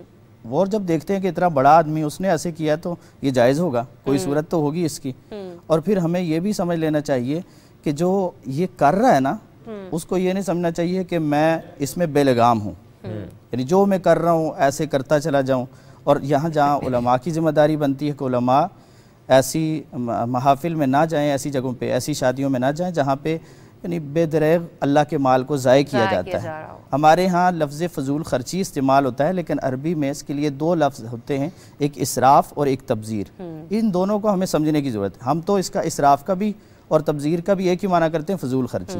لیکن اسراف حقیقت میں کہا جاتا ہے اس خرچ کرنے کو جہاں ضرورت نہیں ہے اور خرچ کیا جا رہا ہے, یعنی ضرورت ہی نہیں ہے وہاں پہ خرچ کرنے. آپ دوسرے لفظوں میں یہ کہہ سکتے ہیں کہ گناہ کے کام میں, فضول کام میں جس کا کوئی دنیاوی اور اخروی فائدہ نہیں ہے وہاں پہ خرچ کرنے کو اسراف کہا جاتا ہے اور تبذیر کہا جاتا ہے. اور تبذیر اللہ ताला कुरान मजीद में फरमाते हैं कि वला तुबद्दिर तबज़ीरा, तबज़ीर तुमने नहीं करनी, और जो तबज़ीर करते हैं इन्नल मुबद्दिरीन कानू इख्वान शयातीन, फरमाया कि जो तबज़ीर करने वाले हैं वो शैतान के भाई हैं। अब आप देखें कि शैतान का भाई बनना, किसी काफिर या किसी और का भाई अगर किसी मोमिन को करार दिया जाए तो वो शायद बर्दाश्त नहीं करता, तो शैतान का भाई हम बड़ी मज़े से कबूल कर लेते हैं इस बात को।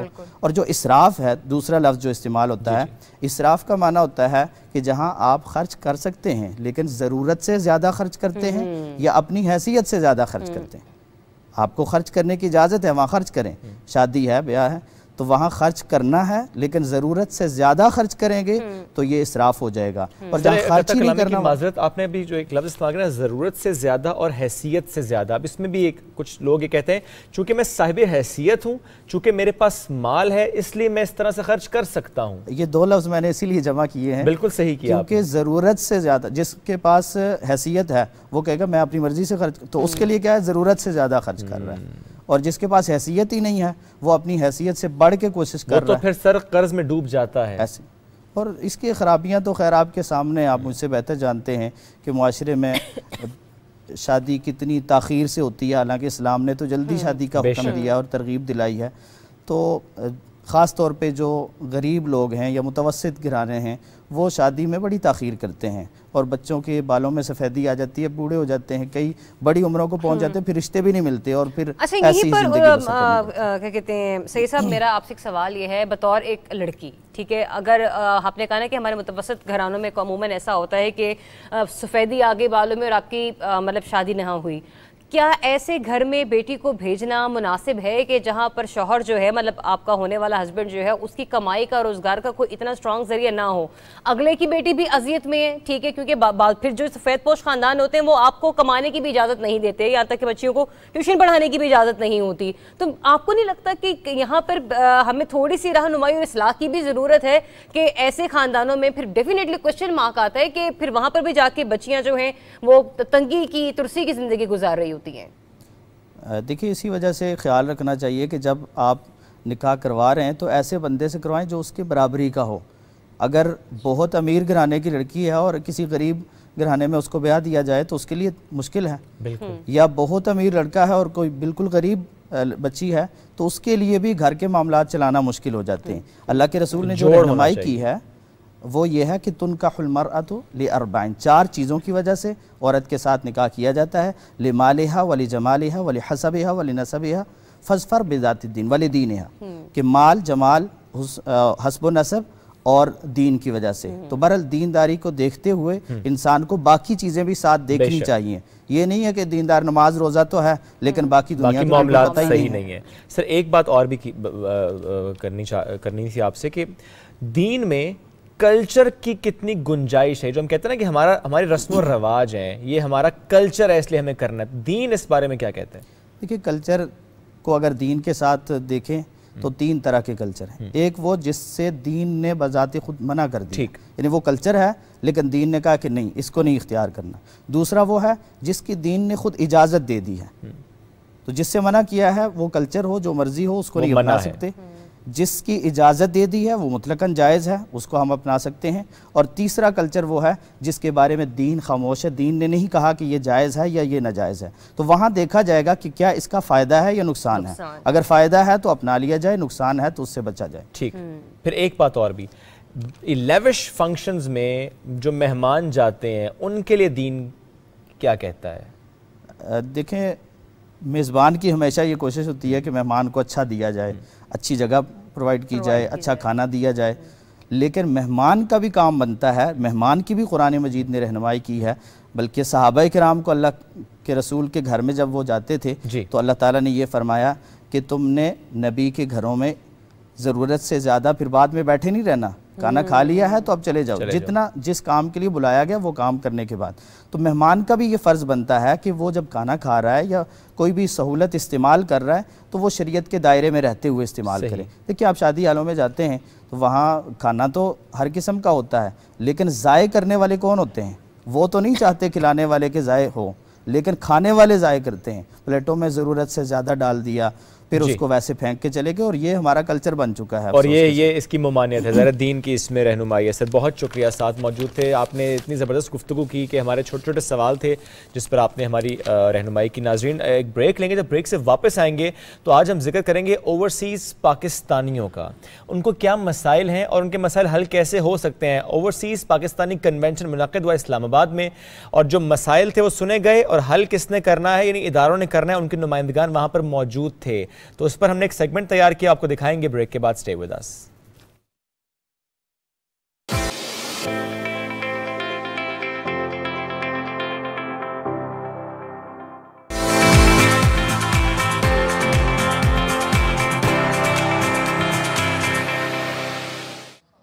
وزیر مملکت برائے اطلاعات و نشریات فاروق حبیب صاحب ساتھ موجود ہیں. اس ایونٹ کی تو ہم بات کر رہے ہیں، چونکہ بات اوورسیز پاکستانیوں کی ہو رہی ہے تو سر سے اسی پر ایک کامنٹ بھی لیتے ہیں. Sir thank you very much. جاننا چاہ رہے ہیں سر آپ سے کہ جب ہم بات اوورسیز پاکستانیوں کرتے ہیں، ذرا پی ٹی آئی نے بہت کام ان کے لیے ماشاء اللہ کیے ہیں. آپ نے بھی ابھی ایک جملہ استعمال کیا ان یور اسپیچ، روشن ڈیجیٹل اکاؤنٹ اور 3 ارب کی آپ نے بات کی. اپوزیشن کہہ لیں، ایک سوال کہہ لیں اس کو، کہ تنقید کی جاتی ہے جب ہم روشن ڈیجیٹل اکاؤنٹ کی بات کرتے ہیں کہ یہ جو روشن ڈیجیٹل اکاؤنٹ میں پیسہ آ رہا ہے وہ ہم ذرا انویسٹمنٹ کی بات کرتے ہیں، وہ کہتے ہیں ایک لون ہے. تو میں چاہ رہا ہوں ذرا اس پہ رسپانس کریں. انویسٹمنٹ ہے، لون ہے، پیسہ پارک ہو رہا ہے، کیا ہے یہ؟ نہیں دیکھیں، لون تو نہیں ہے، یہ تو اوورسیز پاکستانی ہیں، وہ اپنا پیسہ یہاں پر لا کے جمع کروا رہے ہیں. تو میں سمجھتا ہوں کہ یہ اوورسیز کا ایک اعتماد ہے، اور اسی اعتماد کے اوپر جو ہے وہ ہمارا اسٹیٹ بینک بھی پورا اتر رہا ہے، اور اس حوالے سے جو ان کے ساتھ ان کی کمٹمنٹس ہیں ان کو بھی وہ پورا کر رہا ہے. تو یہ لون تو کسی صورت نہیں ہے. فواد چودھری صاحب نے بڑی اچھی بات کی. انہوں نے کہا کہ 400 کنال پر محیط اراضی اسلام آباد میں اور اوورسیز پاکستانی پلاٹ لے سکیں گے روشن ڈیجیٹل اکاؤنٹ کے ذریعے. یہ کتنا خوش آئندہ، اس پہ کوئی اگر آپ بریف بھی کر سکیں کہ where are we standing right now, کب تک یہ ہم آپریشنل ہوتا دیکھیں گے؟ دیکھیں، یہ تو سمارٹ ہاؤسنگ کا جو ہے وہ ایک کانسیپٹ لے کر آیا جا رہا ہے، اور سمارٹ اپارٹمنٹس ہیں، اس کے اوپر پوری کابینہ نے کل جو ہے اس کی منظوری دی ہے، اور ایک بڑا state of the art project جو ہے وہ اوورسیز کے لیے ہونے جا رہا ہے. اور میں سمجھتا ہوں کہ اس کے اوپر اوورسیز کو ایک بہت بڑی سہولت ملے گی. اور اگین یہ روشن ڈیجیٹل اکاؤنٹ کے ساتھ جو ہے وہ اٹیچ ہے. جس طرح روشن ڈیجیٹل اکاؤنٹ میں آپ اپنی کوئی بھی یہاں پر اگر پراپرٹی خریدنا چاہتا ہے وہ پراپرٹی بھی خرید سکتا ہے. ایون وہاں اگر وہ پراپرٹی کے لیے یہاں سے کوئی لون لینا چاہتا ہے اور اس کا روشن ڈیجیٹل اکاؤنٹ ہے تو وہ اس کے اگینسٹ بھی پلیج کروا کے لے سکتا ہے. تو میں سمجھتا ہوں کہ یہ بڑا ایک سہولیات روشن ڈیجیٹل اکاؤنٹ کے ذریعے فراہم کی گئی ہیں. اب جتنی بھی نئی سوسائٹیز آ رہی ہیں، جو نئے سٹیز بن رہے ہیں، اس میں بھی اب ہم دیکھتے ہیں کہ بالخصوص ایک بلاک مختص کیا جا رہا ہے، اوورسیز بلاک. ہر سوسائٹی میں، سٹی میں ہم یہی دیکھ رہے ہیں. اس سے بھی ایک فائدہ دیکھیں گے ہم اوورسیز پاکستانیوں کو؟ نہیں دیکھیں، یقیناً ایک اوورسیز جو ہے 90 لاکھ پاکستانی بیرون ملک ہیں، اور ان کے پاس بائنگ پاور بھی ہے، اور ان کے پاس جو ہے وہ پاکستان کے ساتھ ایک ان کا لگاؤ بھی ہے. تو وہ الٹیمیٹلی سب کے پاس جو ہے وہ ایک مارکیٹنگ کا ایک ایونیو جو ہے وہ موجود ہے. لیکن میں پھر کہوں گا کہ اس کے علاوہ بھی تو 30 ارب ڈالر اوورسیز پاکستانی پاکستان کو جو ہے وہ سالانہ بھجوا رہے ہیں. تو یہ میں سمجھتا ہوں کہ ایک بہت بڑی پاکستان کے لیے ایک ان کی خدمت ہے. جب بات گھروں کی ہو رہی ہے، سوسائٹیز کی ہو رہی ہے، تو جو بات ہم کرتے ہیں نا کہ عمران خان صاحب کا ایک ویژن کہ غریب کو بھی گھر ملے، اس میں ہم نے دیکھا کہ گھروں کی تعمیر کئی جگہ پہ، کئی شہروں میں ہم نے دیکھا کہ ہوئی. اس پہ لوگ جب انویسٹ کرنے کے پوائنٹ آف ویو سے دیکھ لیں یا اپنا گھر بنانے کی جب وہ بات کرتے ہیں، ایک تاثر ہے. بھلے بینک انوالو ہے، ذرا بینک کے ذریعے وہ سارا معاملہ ہو رہا ہے، پر لوگ کہتے ہیں جب حکومت جائے گی تو اس کے بعد شاید یہ پروجیکٹ کھٹائی میں پڑ جائے گا. یہ جو سستا گھر بن رہا ہے، معیاری گھر بن رہا ہے، نہ جانے یہ بن پائے گا نہیں. تو اس پر آپ لوگوں کی کیا پالیسی ہے کہ حکومت کے بعد بھی یہ چیز چلتی رہے؟ نہیں دیکھیں، یہ تو یقیناً اب میں سمجھتا ہوں کہ ان پروجیکٹس کو کوئی رول بیک نہیں کر سکتا. بنیادی وجہ یہ ہے کہ ہم نے ایک ایکو سسٹم بنا دیا. اس میں پرائیویٹ سیکٹر کے بینکس بھی تو شامل ہیں نا. اب آپ دیکھیں بینکس خود اشتہارات دے رہے ہیں، کسی نے 1 ارب کا ٹارگٹ اچیو کیا، کسی نے 2 ارب کا، کسی نے 3 ارب کا. تو وہ ایک دوسرے کے ساتھ ان کا جو ہے وہ کمپٹیشن چل رہا ہے. اور آپ دیکھیں 40 ارب روپے کے لونز ڈسٹریبیوٹ بھی ہو چکے ہیں، اور 120 ارب سے زائد کے قرضے منظور ہو چکے ہیں، اور 260 ارب روپے سے زائد کی درخواستیں موصول ہوئی ہیں. وہ تمام پروسیس میں ہیں. تو یہ بڑی تیزی سے بڑھے گا، اور میں سمجھتا ہوں کہ لوگوں کو گھروں کے لیے جو قرض فراہم کیا جا رہا ہے یہ پہلی بار پاکستان کی تاریخ میں ہوا. اب یہی معاملہ ہم صحت انصاف کارڈ پر بھی دیکھ رہے ہیں. کچھ ایسے میڈیا چینلز نے رپورٹ بھی کیا کہ کووڈ کا علاج نہیں ہو رہا، اس کے علاوہ کچھ بیماریاں ان کا علاج نہیں ہو رہا، اگر خدا نخواستہ دہشت گردی سے کوئی شخص زخمی ہے تو اس کا علاج نہیں ہو رہا. تو صحت انصاف کارڈ جب ہم اس پہ گفتگو کرتے ہیں تو ہم یہ بتایا جاتا ہے کہ तकरीबन सारे इलाज इसमें कवर्ड हैं, तो क्या वाकई ऐसा है कि कुछ इलाज कवर्ड नहीं है और या आपको लगता है कि नहीं प्रोपेगेंडा हो रहा है और सिर्फ इस मामले को जो है वो इस तरीके से उछाला जा रहा है ताकि ये तो एक यूनिवर्सल हेल्थ केयर है और इसके अंदर पूरा एक कवरेज, हेल्थ कवरेज शामिल है। अगर आपके कोई ऑपरेशंस हैं, ख़ास तौर के ऊपर आपको पता है लोगों के हार्ट इश्यूज़ हैं, ज़चगी के मसाइल हैं, जो बच्चों की पैदाइश के वक्त मामला सामने आते हैं, वो पूरे कवर्ड हैं। और उसके अलावा बेशुमार ऐसे ऑपरेशंस हैं, बेशुमार ऐसी बीमारियों की सर्जरीज़ हैं जो इसके अंदर आपकी कवर्ड हैं। वहाँ से मैं समझता हूँ जिसमें लोगों को यकमुश्त रकम दरकार होती है उसकी ट्रीटमेंट इलाज करवाने के लिए, तो वो 10 लाख रुपए तक हर ख़ानदान जो है वो अपना इलाज करवा सकता है। और ख़ानदान का मतलब ये है कि एक शादीशुदा जोड़ा और उनके गैर शादीशुदा बच्चे वो एक ख़ानदान की तारीफ में शामिल होते हैं। तो ये प्लान भी इसी तरह हम आगे चलता हुआ देखेंगे, यानी एक आपने एक कदम ले लिया, एक सीड हमने लगा दिया, अब उसके बाद ये चलता रहेगा? बिल्कुल जी, चलेगा, क्यों नहीं चलेगा। इसको कोई रोल बैक नहीं कर सकता, ये अवामी मफाद के मंसूबे हैं और जो इसको रोल बैक करेगा अवाम उसको रोल बैक कर देगी। ठीक है, लास्टली सर, ओवरसीज़ पाकिस्तानियों की जब हम बात कर रहे हैं और ज़ाहिर है जिस तरह की फैसिलिटीज़ उनको प्रोवाइड की जाने, एक उनका ज़ाहिर मुतालबा था वोटिंग से मुतालिक, हम EVM की बात हमने की, अब जिस तरह जितने ओवरसीज़ पाकिस्तानी आज यहाँ भी इस इवेंट में मौजूद हैं वो भी इसको बड़ा खुशाइंद करार देते हैं।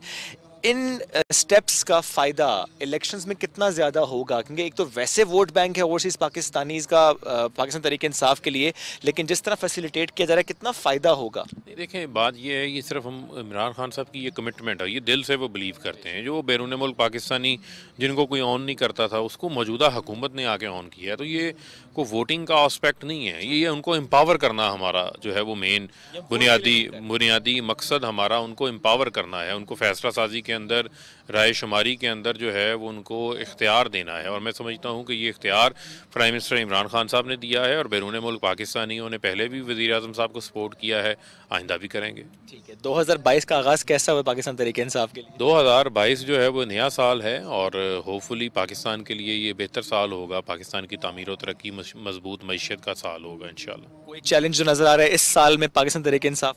नहीं, तहरीक इंसाफ के लिए चैलेंजेस नहीं है, चैलेंजेस जो हैं वो हमें बेशुमार चैलेंजेस का सामना रोज़मर्रा की बुनियादों के ऊपर रहता है, लेकिन मैं समझता हूँ कि हमारा रिजॉल्व और कमिटमेंट जो है वो पाकिस्तान की तामीर और तरक्की है, तो लिहाजा मैं समझता हूँ कि कोई चैलेंज आपके रास्ते की रुकावट नहीं बन सकता। क्या 2022 में हम ये उम्मीद रखें कि लूटी हुई दौलत जो पाकिस्तान से बाहर है कुछ हिस्सा पाकिस्तान आएगा? देखें, यकीनन जो है ये कमिटमेंट भी प्राइम मिनिस्टर इमरान खान साहब की है और तो कोई इस मुल्क के अंदर इन्होंने 30 साल से शरीफों ने करप्शन को जो है वो एक्सेप्टेबल करवा दिया। लोग करप्शन को बुरा समझते ही नहीं है और खाता है तो लगाता है की कहानियाँ इन्होंने सुनाई हैं। मैं समझता हूँ ऐसा नहीं हो सकता कि 16 अरब रुपया आपके चपड़ासियों के, चाय पिलाने वालों के अकाउंटों में निकले और आप कहें कि हमसे आप सवाल ना पूछें। 7 अरब रुपए की टीटियों का केस शहबाज शरीफ के ऊपर मौजूद है और आप जामिन बन जाएं नवाज शरीफ के, उसके बाद 17 माह से वो मुल्क के अंदर वापस ना आए, तो ये एक बड़ा अहम मामला है। इस मामले के ऊपर भी हम इसको पूरा फॉलो करेंगे, हम लोगों को बताएंगे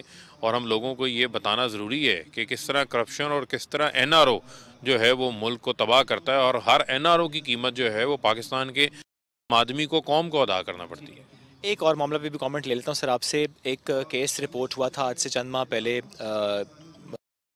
जिसपे गिरफ्तार भी हुई। रिसेंटली हमने देखा कि जो कंप्लेनेंट तो नहीं कहूँगा, कंप्लेनेंट तो रियासत है, जिनको जो गवाहान केस वापस लेते हैं, हालांकि ज़रा वो केस वापस ले नहीं सकते। ठीक है, ये मामला कोर्ट में, लेकिन मेरा सवाल है कि जब रियासत मुद्दई बन जाती है तो फिर मामला सर्कमस्टेंशियल एविडेंस बड़ा मजबूत मौजूद है और रियासत भी मौजूद है और किसी सूरत इस मामले से पीछे नहीं हटेंगे। प्राइम मिनिस्टर साहब ने बड़ा सख्ती से इसका जो है वो नोटिस भी लिया है और मुतलका इदारों को जो है वो हदायत भी जारी की हैं, इसको पूरा फॉलो अप करेंगे और मुल्ज़मान को कैफ़रे किरदार तक पहुँचाएँगे। Thank you sir, thank you very much, आपने वक्त दिया। Deputy governor state bank doctor Inayat Hussain साहब साथ मौजूद हैं, उनसे गुफ्तगू करते हैं। अस्सलाम वालेकुम सर, कैसे हैं? जी वालेकुम सलाम, जी मैं बिल्कुल ठीक हूँ, थैंक यू। आज का इवेंट और ऐसे बहुत से इवेंट्स जो कि बिलखुसूस ओवरसीज़ पाकिस्तानियों के लिए होते हैं, आज कोई रिजर्वेशंस जो कि ओवरसीज़ पाकिस्तानी की तरफ से आपके सामने आई हों, जिस पर आपने सोचा हो कि अच्छा ये वो मामलात हैं जिन पर हमें काम करने की ज़रूरत है? जी, हमारा जो रोशन डिजिटल अकाउंट का इनिशिएटिव है वो एक्चुअली इसी किस्म के जो कंसर्न्स थे या रिजर्वेशंस थी उसके नतीजे में जो है वो डेवलप किया गया, क्योंकि जो ओवरसीज़ पाकिस्तानीज़ थे वो रेमिटेंसेस तो पाकिस्तान भेजते थे, लेकिन अगर किसी ओवरसीज़ पाकिस्तानी ने पाकिस्तान में अकाउंट खोलना था तो वो उसके लिए बड़ा मुश्किल होता था। इसी तरह फ़र्ज़ करें कि इसी तरह अगर कोई ओवरसीज़ पाकिस्तानी पाकिस्तान में इन्वेस्ट करना चाहते थे तो वो भी उनके लिए जो है वो एक डिफ़िकल्ट प्रोपोजिशन थी।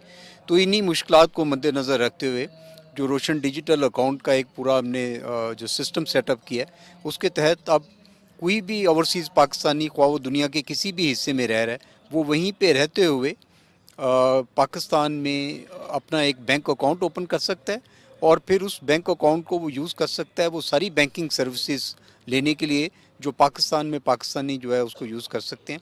फॉर एग्ज़ाम्पल वो उस अकाउंट के थ्रू नया पाकिस्तान सर्टिफिकेट्स में इन्वेस्ट कर सकता है, वो गवर्नमेंट सिक्योरिटीज़ में इन्वेस्ट कर सकता है, वो शेयर्स में इन्वेस्ट कर सकता है, वो प्रॉपर्टी परचेज़ कर सकता है, वो घर के लिए लोन ले सकता है। 2021 की तो आपने बात की, ज़रा $3 अरब रेमिटेंस आई है। 2022 में उम्मीद क्या है? इस 3 अरब को कहाँ तक आप जाता देख रहे हैं? जी, जो हमारी असेसमेंट है वो ये है कि इंशाल्लाह ये जो पेस है वो आहिस्ता आहिस्ता बढ़ती जाएगी जैसे जैसे लोगों में अवेयरनेस बढ़ती है और जैसे जैसे इवन वो पाकिस्तानीज़ भी जिन्होंने ऑलरेडी ये RDA अकाउंट्स ओपन किए हुए हैं वो इसको मज़ीद इस्तेमाल करना शुरू करेंगे तो ये जो ग्रोथ है वो इंशाल्लाह हमारा अंदाज़ा है कि 2022 में जो ग्रोथ है वो 2021 से सब्सटेंशली ज़्यादा होगी। ठीक है, आप ये बताएं कि सबसे ज़्यादा अच्छा रिस्पांस हमें कहाँ से आ रहा है? गल्फ़ रीजन से आ रहा है, यूरोपियन कंट्रीज़ में जो पाकिस्तानी मुकीम है वहाँ से आ रहा है, कहाँ से आ रहा है? जी, इसमें एक्चुअली रिस्पांस हमें जो है वो सारी कंट्रीज से बड़ा अच्छा आ रहा है और हम देख रहे हैं कि इसमें जैसे United states of America, Europe, gulf countries सब में जो पाकिस्तानीज़ हैं वो इंक्रीजिंगली अपने अकाउंट जो है वो ओपन कर रहे हैं। ठीक है, यानी ट्रस्ट डेफिसिट अगर कोई था तो ख़त्म होता जा रहा है? जी, ट्रस्ट डेफिसिट नहीं था। मेरे ख्याल में जो मेन इशू था वो ये था कि अकाउंट ओपन करना था बहुत मुश्किल क्योंकि पहले जो हमारे रेगुलेशन थे वो रिक्वायर करते थे कि आपको एक्चुअली पाकिस्तान में होना चाहिए, आपको बैंक में जाना पड़ता था अकाउंट ओपन करने के लिए। तो रोशन डिजिटल अकाउंट में एक्चुअली जो ऑन बोर्डिंग है वो कम्प्लीटली डिजिटल है, तो कोई भी आदमी कहीं पे भी हो वो वहाँ पे बैठे बैठे वो अकाउंट ओपन कर सकता है। तो ट्रस्ट डेफिसिट से ज़्यादा मेरे ख्याल में ये फैसिलिटी थी नहीं। ठीक है, एक और मामला सर, हम देखते हैं वन लिंक ज़रा एक ही कंपनी है जो कि ऑपरेट कर रही है, कोई कॉम्पिटिटर भी नहीं है। क्या ऐसा कोई कॉम्पिटिटर मार्केट में आ रहा है या आने वाला है, या आपको लगता है कि वन लिंक ही है और यही रहेगा? नहीं, वन लिंक बेसिकली जो है वो एक तरह से एक स्विच है जो बैंक्स की इंटरऑपरेबिलिटी के लिए जो है वो काम करता है और वो आमतौर पे एक या दो ही होते हैं एक ऑर्गेनाइजेशन में। और जो आप जैसे मोनोपली का कह रहे थे तो आमतौर पे मोनोपली का एक जो नुकसान होता है वो ये होता है कि जो कंपनी है जिसने मोनोपलाइज किया होता है मार्केट को वो अपनी मर्ज़ी से प्राइसेस सेट कर सकती है। लेकिन हम क्योंकि रेगुलेट करते हैं वन लिंक को और बहुत क्लोजली रेगुलेट करते हैं और फिर one link is also owned by banks, तो वी मेक श्योर कि इस तरह की जो है वो कोई चीज़ ना हो। इन एडिशन टू दैट हमारा अभी एक हम जिसको हम माइक्रो पेमेंट गेटवे कहते हैं, जो छोटी पेमेंट्स के लिए एक इंफ्रास्ट्रक्चर होता है, तो वो रास्त के नाम से हमने इंट्रोड्यूस करवाया जिसके तहत जो छोटी पेमेंट्स हैं फ्रॉम गवर्नमेंट टू पर्सन्स और पर्सन्स टू गवर्नमेंट और फ्रॉम पर्सन टू पर्सन वो बहुत फैसिलिटेट हो सकें। ठीक है, किसी भी इंसिडेंट का, कोई भी ऐसा इंसिडेंट जिससे पाकिस्तान के खुदा न खास्ता बदनामी होती हो या ऐसे इंसिडेंट जो कि ज़्यादा रिपोर्ट हो जाते हैं, इन इंसिडेंट्स का हमारे आने वाली रेमिटेंस में कोई इम्पैक्ट आता है? जी देखिए, इससे जैसे आपने कहा है कि वो जो रेपुटेशन है वो तो एडवर्सली इफ़ेक्ट करती है, लेकिन ये जो रेमिटेंसेस हैं वो क्योंकि पाकिस्तानी भेज रहे हैं, पाकिस्तान में भेज रहे हैं, तो इसलिए ये उस तरह से जो है वो इसका इफ़ेक्ट नहीं होता। लेकिन इससे क्योंकि पाकिस्तान की रेपुटेशन जो है वो इफ़ेक्ट होती है, तो इससे फॉर एग्जांपल जो FDI है जो बाहर से फॉरेन इन्वेस्टर्स ने करनी है, या अगर फॉर एग्जांपल वो लोग जो पाकिस्तान विज़िट करने का सोच रहे हैं, तो आई थिंक कि वो वहाँ पे जो है थोड़ा सा इशू आता है। एक सर तनकीद भी हम रिसेंटली देखते आए हैं स्टेट बैंक के ऊपर होते हैं कि स्टेट बैंक ऑटोनमस हो जाएगा तो कोई कंट्रोल नहीं रहेगा, पूछगछ नहीं हो सकती। आप इस पर रिस्पॉन्ड करना चाहेंगे? जी, स्टेट बैंक एक्चुअली ऑलरेडी एक ऑटोनमस ऑर्गेनाइजेशन है और जो उसका रोल है, दो मेन रोल हैं। फॉर एग्जांपल एक जो है वो मॉनेटरी पॉलिसी की सेटिंग्स है और दूसरा जो है वो रेगुलेशन है ऑफ द बैंकिंग सिस्टम। और स्टेट बैंक की पूछगछ के लिए एक तो जो उसका of course board of directors है जिसकी ओवरसाइट की रिस्पॉन्सिबिलिटी उसके ऊपर है। और अभी ये जो कानून इंट्रोड्यूस करवाया जा रहा है इसमें एक बड़ा इंपॉर्टेंट पहलू ये है कि जो पार्लियामेंट्री ओवरसाइट है उसको फर्दर स्ट्रेंथन किया जा रहा है on state bank of Pakistan. Which is good. which is good of course. Okay, great. Thank you very much, sir. Thank you.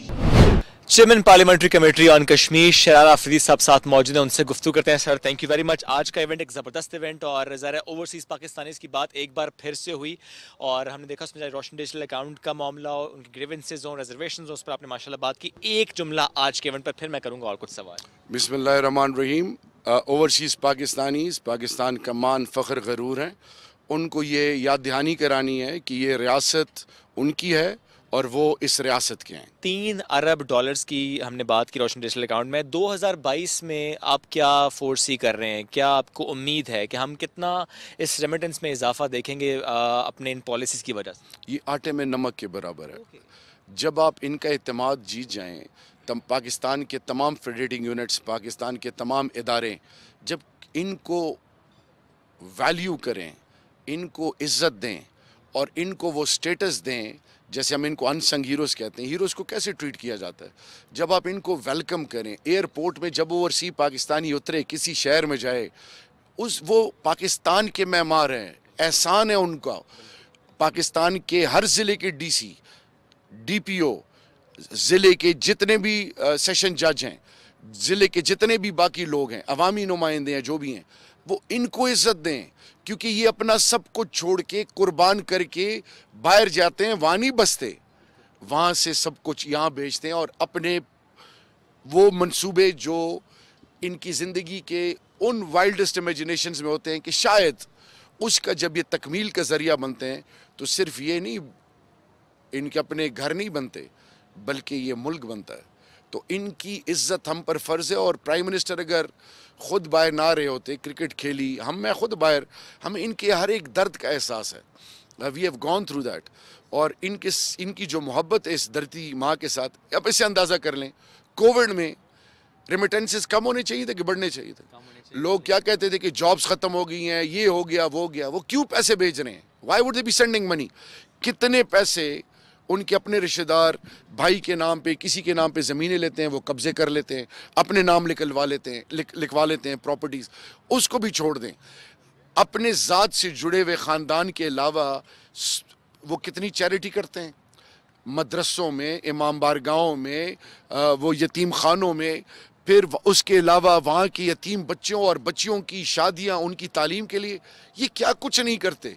तो जब ये इतना कुछ करते हैं तो इतनी बेहसी कि आप इनको इज्जत ही ना दें। 74 साल में पहली दफ़ा कन्वेंशन, और अब फरवरी में इंशाल्लाह प्राइम मिनिस्टर भी कन्वेंशन कर रहे हैं ओवरसीज़ का। ज़बरदस्त। आपने एक बात भी की, आपने एक एग्जांपल भी दी, जो गुफ्तगू आपकी हुई एक कपल के साथ कि उनके बच्चों से मुतालिक उन्होंने बात की।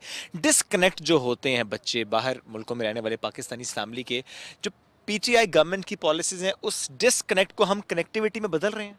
अल्हम्दुलिल्लाह, मिसाल दूँ आपको, जब किसी का बाप, माँ और बाप पाकिस्तान आए और यहाँ से जब वो वापस जाएं और उनके मुंह लटके हुए हों और उनको ये बताया जाए कि जी वो जो हमने प्रॉपर्टी ली थी वो तो हमसे चली गई, या किसी ने उनको ह्यूमिलिएट किया, बच्चों के साथ आए और एयरपोर्ट पे FIA या कोई किसी इदारे के किसी एहलकार ने उनकी तजलील की, तो क्या परसेप्शन बच्चे बनाएंगे?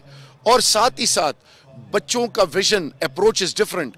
जब पार्लियामेंटेरियन के पास रेलेवेंट एक्सपर्टीज ना हो, those who are at the helm of the affair, जो उनके साथ इंटरेक्टिव सेशंस ना कर सकें, उनको विन ना कर सकें, how they can play pivotal role for Pakistan, for your ideology और फॉर योर रूट्स और for anything related to Pakistan. So ये अमेरिका में और यूरोप में और हम यूनिवर्सिटीज़ में हमने जाना शुरू कर दिया। आपको पता है कश्मीर कमेटी में एडवाइजरी बोर्ड्स बनाने में, एकेडेमिया, दुनिया की टॉप नॉच यूनिवर्सिटीज़ में हम जा रहे हैं और पाकिस्तानी यूथ को, पाकिस्तान के वो लोग जिनकी औलादें थोड़ी सी वो थी, इस्तिराब में थी, अब अल्हम्दुलिल्लाह they are in the mainstream now. सब कश्मीर की बात हम करते हैं, आपने भी अभी गुफ्तगू की, आपने कहा जब कश्मीर की बात है, हर पॉलिटिकल पार्टी एक साथ है, एक पेज पर है, लेकिन ना यहाँ नज़र आती है और ना जब आप बुलाते हैं तब नज़र आती है, फिर गिला शिकवा करते हैं। देखिए जी, मैं बड़ी नेक नियति से बात करूँगा। मेरे लिए तमाम पॉलिटिकल पार्टीज़ काबिल इज़्ज़त हैं, वो पाकिस्तान की पार्टी हैं, पाकिस्तान के लोग उनको वोट देते हैं और उनके मेंबरान।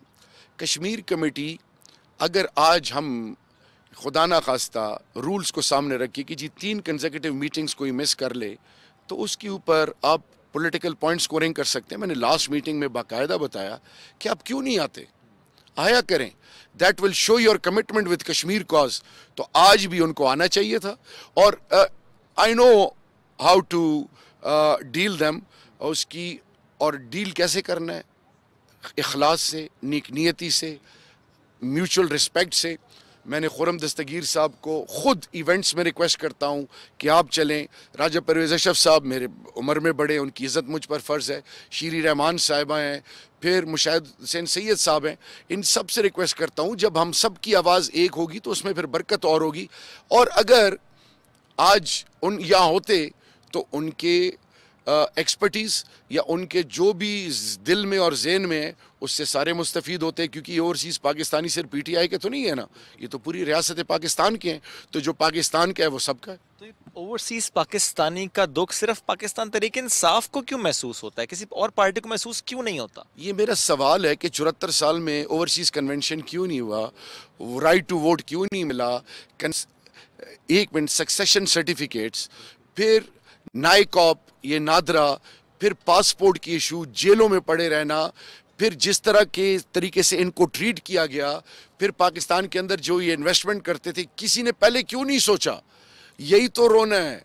ये पाकिस्तान में आज ये जो सॉल्यूशंस ओरिएंटेड अप्रोच है, ह्यूमन डिग्निटी, जो रियासत मदीना की बात करते हैं, आम आदमी की इज्जत नफ्स है, सबको साथ लेके चलना है। मुझे बताएं, किसी ने कभी सोचा था कि ओवरसीज़ नीचे बैठे होंगे और ऊपर FIA, SECP, state bank, NADRA, passport, Pakistan के रियासती इदारे उनको जवाब देंगे, उनको एजुकेट करेंगे और उनसे सवालात भी पूछे। अब देखें, अब सारे इंटरेक्टिव सेशन है, सब एक दूसरे से पूछ रहे हैं, अपने आप को एजुकेट कर रहे हैं। सो ये वो चीज़ है जो पहले नहीं थी। और खुदा का वास्ता, ये जो प्रोपेगेंडा किया जा रहा है, ग्राउंड रियलिटीज़ को लोग देखें। मैं एक क्वेश्चन आपसे, मुझे बताएं, आप मुझे कहें कि आपको PTV में मैं तब लूँगा कि आप मेरी तारीफ़ करें, तो तब मैं आऊँगा। और मैं आपकी तारीफ़ के बजाय आप पे तनकीद करूं, आप मुझे बुलाएंगे दोबारा? नहीं बुलाएंगे। आप जब कहते हैं I am going to be a partner in peace, जब आप कहते हैं कि इजराइल, मैं अल्लाह को क्या जवाब दूंगा, जब आप इस्लामोफोबिया पे बात करते हैं, जब आप नामूस रिसालत के लिए बात करते हैं, जब आप इंसानियत के लिए बात करते हैं। कोविड में दुनिया अपने शहरियों के लिए सोच रही है, प्राइम मिनिस्टर दुनिया को बता रहे हैं कि रेफ्यूजीज का सोचें, स्टेटलेस का सोचें, गरीब मुल्कों का सोचें। अल्लाह के दरबार में ऐसे लोगों के साथ कि अल्लाह की मदद नहीं होगी? क्या ये लोग सोच में बैठे हैं कि ये कुछ लोग जो आपस में एक हो गए हैं, PDM CDM, ये क्या इनको शिकस्त दे सकेगी? शिकस्त तो दूर की बात, इनके अपने इरादे बिखर चुके हैं। और मेरे रब के फजल से जो हक परस्त होगा, जो अल्लाह की मखलूक की सोचेगा, जो अपनी बुनियाद से जुड़ा होगा, रब उसको हर दौर में नवाजेगा। बेशक सर, चूँकि बात तो ओवरसीज़ पाकिस्तानियों करें, लेकिन एक और मामला, उस पर भी आपसे कमेंट लेना चाहूँगा लास्टली। आजकल हम देखते हैं कि एक मामले पर बहुत सी मूवीज़ भी हमने बनाई हैं, बहुत से ड्रामे भी हमने बनाए हैं। मैं बात कर रहा हूँ बांग्लादेश में बसने वाले उन लोगों की जिनको जो पाकिस्तान आना चाहते थे, किसी वजह से नहीं आ पाए, उस पर हमने ज़रा मूवीज़ भी बनाई हैं। 1971 हम सक़ूत ढाका पर बात भी बहुत करें, लेकिन बंगाली पाड़ा, अगर हम कराची चले जाएं, वहाँ पर भी बहुत से लोग रहते हैं और आए दिन प्रोटेस्ट भी करते हैं, सवाल भी करते हैं, रियासत से करते हैं, हुक्मरान से करते हैं, इमरान खान से करते हैं, सबसे करते हैं कि उनके ID कार्ड के भी इश्यूज़ हैं। क्या गवर्नमेंट उनके लिए कुछ कर रही है कि उनके भी ID कार्ड्स बन, चूँकि एक ID कार्ड बनेगा, रजिस्ट्रेशन होगी तो ही बच्चे ज़रा स्कूल, बाद में जॉब्स एंड एवरीथिंग। क्या इस मामले को सीरियसली देखा जा रहा है इस गवर्नमेंट में? अफगान रेफ्यूजीज़ को ये रियासत 41 साल से केटर कर रही है, दरवाजे खुले हुए हैं, माते चूमती है, प्यार करती है। बिहारी बंगाली 10 लाख बिहारी, 10 लाख बंगाली अप्रॉक्सीमेट, वो क्यों पाकिस्तान आना चाहते हैं? ये मसाइल पहले हल क्यों नहीं किए गए? प्राइम मिनिस्टर साहब के दिल में दर्द है, आपने दिल वाली बात की थी ना, ये हमारे दिल के बड़े करीब हैं। इंशाअल्लाह पाकिस्तान जब मदीना की रियासत की बात करता है ना, इमरान खान, जब इमरान खान आम आदमी की बात करता है, ह्यूमन डिग्निटी की बात करता है, तो ये जितने भी इश्यूज़ हैं ये सारे एड्रेस होंगे इंशाल्लाह। फिर से एक जुमला, जो बंगाली बिहारी पाकिस्तान में बसते हैं, पैदा यहाँ पर हुए हैं, आपके इसी दौरे हुकूमत में उनको वो हक हासिल हो जाएगा जिसकी वो डिमांड करते हैं? मैं प्राइम मिनिस्टर के कैबिनेट मेंबर और प्राइम मिनिस्टर के एक टीम मेंबर की हैसियत से आपको ये कह रहा हूँ, जो मेरे प्राइम मिनिस्टर का विजन है, जो उनका दिल है, जो दर्द है उनके दिल में, जो पाकिस्तान और पाकिस्तानियत और इंसानियत के साथ उनकी कमिटमेंट है, इंशाल्लाह ये इशू इतना बड़ा इशू नहीं है, ये सारे इशू हल तलब हैं और 2/3 मेजॉरिटी पार्लिमानी निज़ाम हुकूमत में, उसमें तमाम स्टेक होल्डर्स को कन्विंस करके इंशाल्लाह ऐसा हल निकाला जाएगा जिससे उनको हक मिलेगा मेरे रब के फजल से इंशाल्लाह। ठीक है, 2022 आपको क्या लग रहा है कि पाकिस्तान तहरीक इंसाफ हुकूमत के लिए कोई एक चैलेंज है या अगर लगता है कोई चैलेंज ही नहीं है? इंशाल्लाह 2022 तहरीक इंसाफ को अपनी अहलियत को प्रूव करने का, वो जो जिन्होंने हमें राइट ऑफ कर दिया है, जिन्होंने कहा कि जी हुकूमत भी गई, पता नहीं फलानों ने हाथ उठा लिया तो पता नहीं ये कर लिया, जो कि खुद आदी हैं और उन मफरूज़ों में फंसे रहते हैं, इंशाल्लाह मुस्तकबिल इज़ ऑफ PTI 22, 23, 24, 25, 26 इसको लेके जाते रहे इंशाल्लाह आगे तक। Thank you sir, thank you very much, साथ मौजूद थे।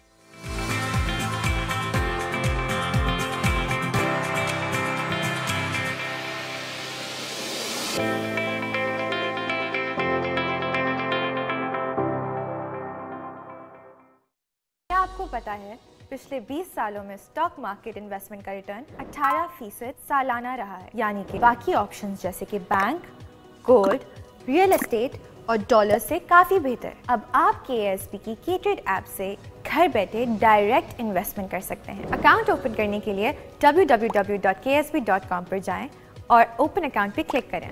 अब बस K-Trade अकाउंट में पैसे ट्रांसफर करें और स्टॉक मार्केट में पाकिस्तान की बेस्ट कंपनीज में बआसानी इन्वेस्ट करें। K-Trade, अब इन्वेस्टमेंट करे हर कोई।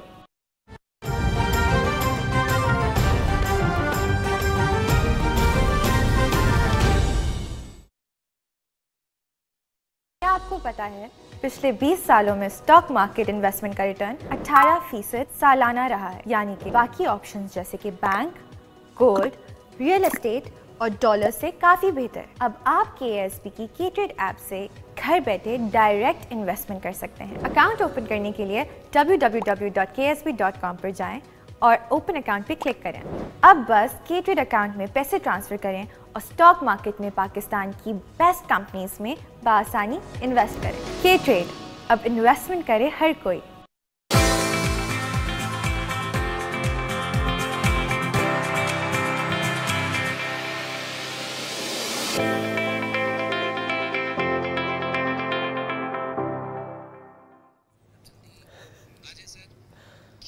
जी वेलकम बैक नाज़रीन। ब्रेक के बाद आपको एक बार फिर से खुशामदीद कहते हैं। शुएब तो आपको बहुत देर तक एंटरटेन करते रहे किस तरह से जो ओवरसीज़ पाकिस्तानी है वो पाकिस्तान में उनके लिए बेहतरी के मौके पैदा हो रहे हैं। शहरियार आफरीदी साहब उसमें क्या कंट्रीब्यूशन रखते हैं, फिर साथ साथ फ़ारूक हबीब साहब से जो मुलाकात हुई उसका जिक्र भी आपने देखा। लेकिन अब चूंकि हम आ चुके अपने सेलिब्रिटी लाउंज में अपने स्पेशल गेस्ट के साथ, तो उस मेहमान का तारुफ करवा देना आपसे बहुत ज़्यादा ज़रूरी है। और शायद कि यूँ कहिए कि हमारी एज हो, मतलब यूथ हो, या फिर पुराने दौर के हमारे अम्मा अबा हो, या उनके ज़माने के हवाले से हम लोग अगर बात करें तो आप सब ही उन शख्सियत को पहचानते हैं, जानते हैं, क्योंकि आपने उनके तख्लीक करदा फ़न पारे भी देखे हैं, आपने उनकी हिदायतकारी में बनने वाले ड्रामास भी देखे, और साथ ही साथ जब वो खुद परफॉर्म किया करते थे तो बहुत सारे लोगों का शायद नहीं बल्कि यकीनन क्रश हुआ होते होंगे, क्योंकि वो आज भी उतने ही खूबसूरत हैं, उतने ही प्यारे दिखते हैं। तो हमारे साथ आज मौजूद हैं अदाकार, हिदायतकार और फनपारे तख्लीक कर देने वाले फनकार जमाल शाह साहब। उन्हें वेलकम करते हैं। अस्सलाम वालेकुम एंड वेरी गुड मॉर्निंग। सबसे पहले तो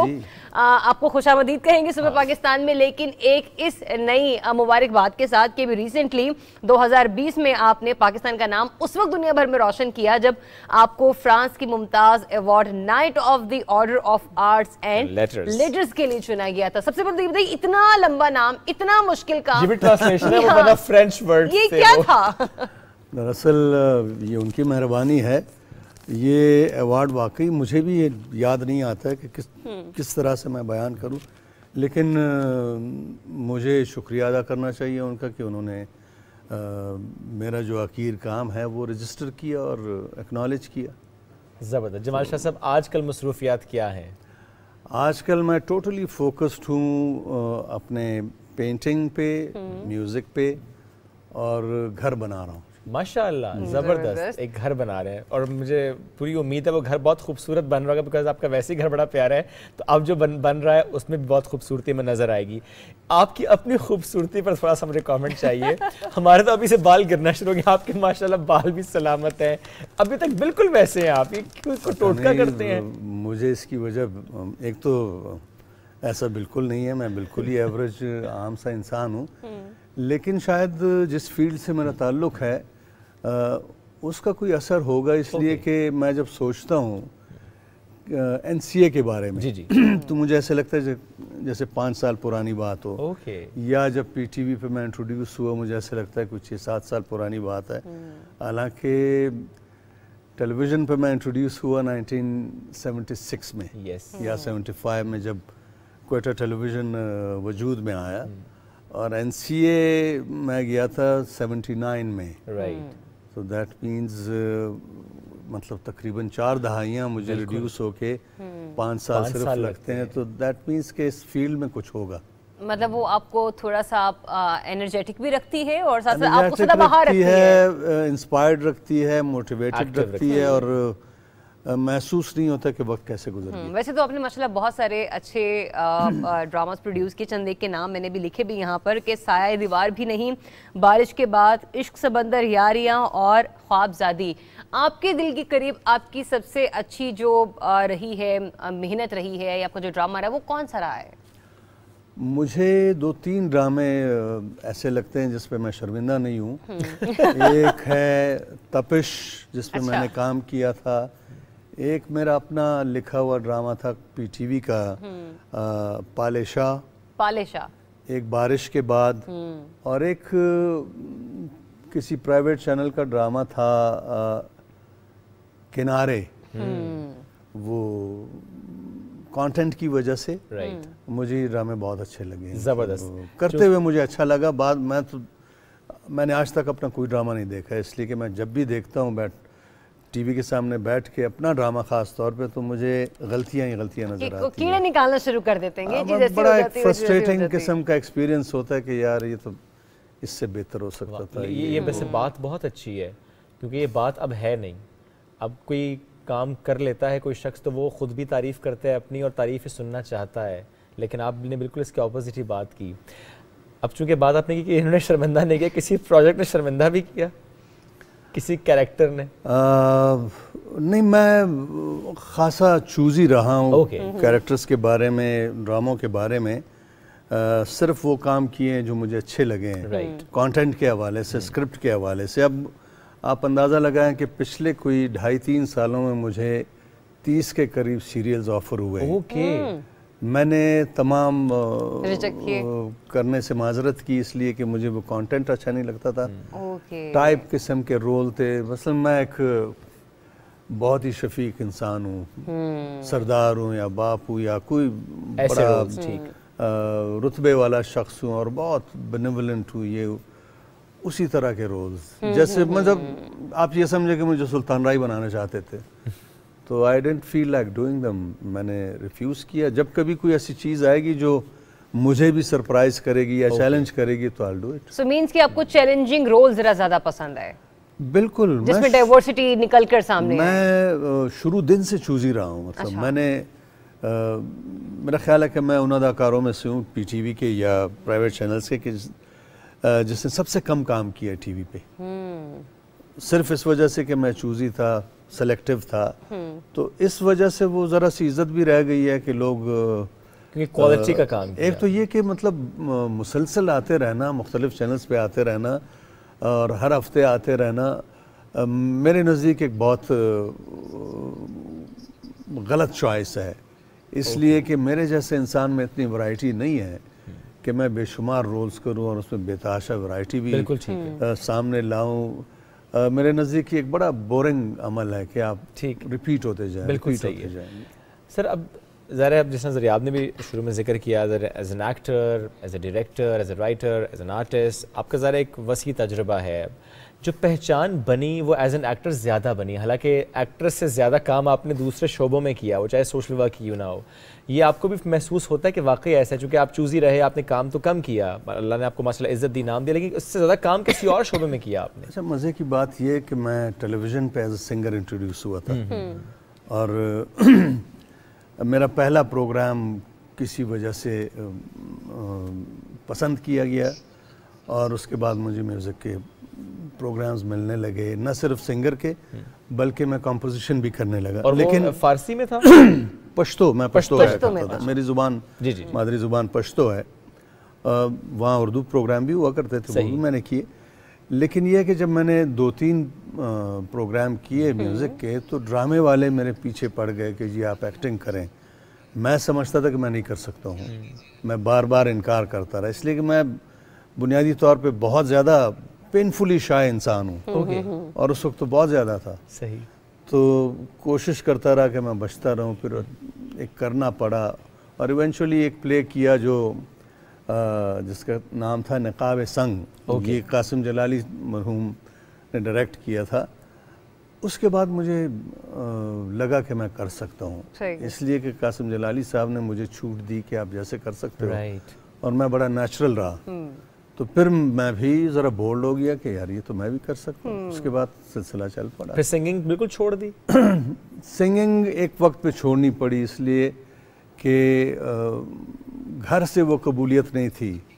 اچھا. مجھے سب سے پہلے تو گھر سے ہی والد صاحب نے اعتراض کیا کہ یہ کیا کر رہے ہو تم. حالانکہ میرے والد صاحب میوزک بہت پسند کرتے تھے. گھر میں 2-3 ماہ بعد کوئی محفل ہوا کرتی تھی کلاسیکل کی یا غزل وغیرہ کی، جس کی وجہ سے مجھے شوق پیدا ہوا. لیکن چونکہ وہ اپریسیشن نہیں تھی جب اندر ہی نہ ہو، اور پھر میں نے جب فرینکلی سوچا، آنیسٹلی اپنے آپ کو انالائز کیا ایز اے سنگر، تو مجھے لگا کہ میں اس زمانے میں بڑے بڑے سنگر تھے، بہت اچھے. میں نے کہا اگر میں ساری زندگی بھی کوشش کرتا رہوں، ان کے گھر تک نہیں پہنچ سکتا ہوں، تو کیا ضرورت ہے. تو آپ نے اس اداکاری پہ ذرا زیادہ اکتفا کیا؟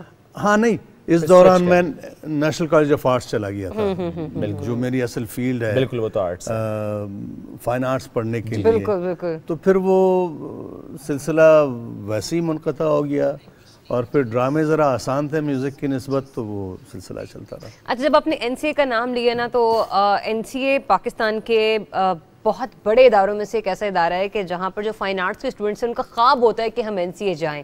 اس دور میں جب آپ نے NCA جوائننگ دی، مطلب یہ نہیں کہ ایز اے اسٹوڈنٹ آپ کے لیے تو وہ ایک، آپ کو تو لگا کہ میں نے تو کوئی مارکا سر کر لیا کیونکہ میرا ایڈمیشن NCA میں ہو گیا، اور پھر مسئلہ اتنی زبردست پرسنالٹی، کالج کا کوئی چلبلا واقعی بتا دیں. واقعات تو بے شمار ہے، لیکن یہ ہے کہ NCA میرا داخلہ کوئی 4 مرتبہ ہوا ہے. اچھا. پہلی بار میٹرک کے بعد میں نے ٹیسٹ دیا تو میں کامیاب ہو گیا تھا. مجھے میرے اسکول ٹیچرز نے کہا تھا کہ آپ میٹرک کے بعد وہاں جائیں. تو جب گھر والوں کو پتہ چلا تو انہوں نے کہا کہ نہیں، آرٹ نہیں پڑھنا، تمہاری زندگی برباد ہو جائے گی، یہ وہ. میں مسلسل یعنی ہر 2 سال بعد اپیئر ہوتا رہا ٹیسٹ میں، اور میں ٹیسٹ میں کامیاب ہوتا رہا. آخر میں ایک وقت ایسے آیا کہ میں ماسٹرز کر چکا تھا انگلش لٹریچر میں، اور یہ ذوالفقار علی بھٹو کا زمانہ تھا.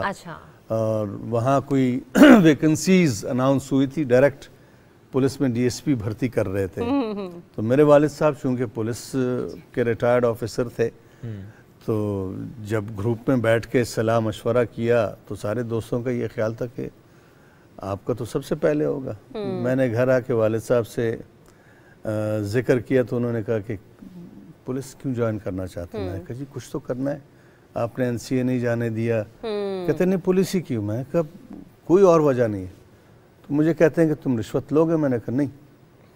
کہنے لگے کہ میں نے 30 سال اس محکمے میں گزارے ہیں، اور حقیقت یہ ہے کہ ہر دن فرسٹریٹنگ دن تھا وہ میرے 30 سالوں کا. حالانکہ میرے بڑی زبردست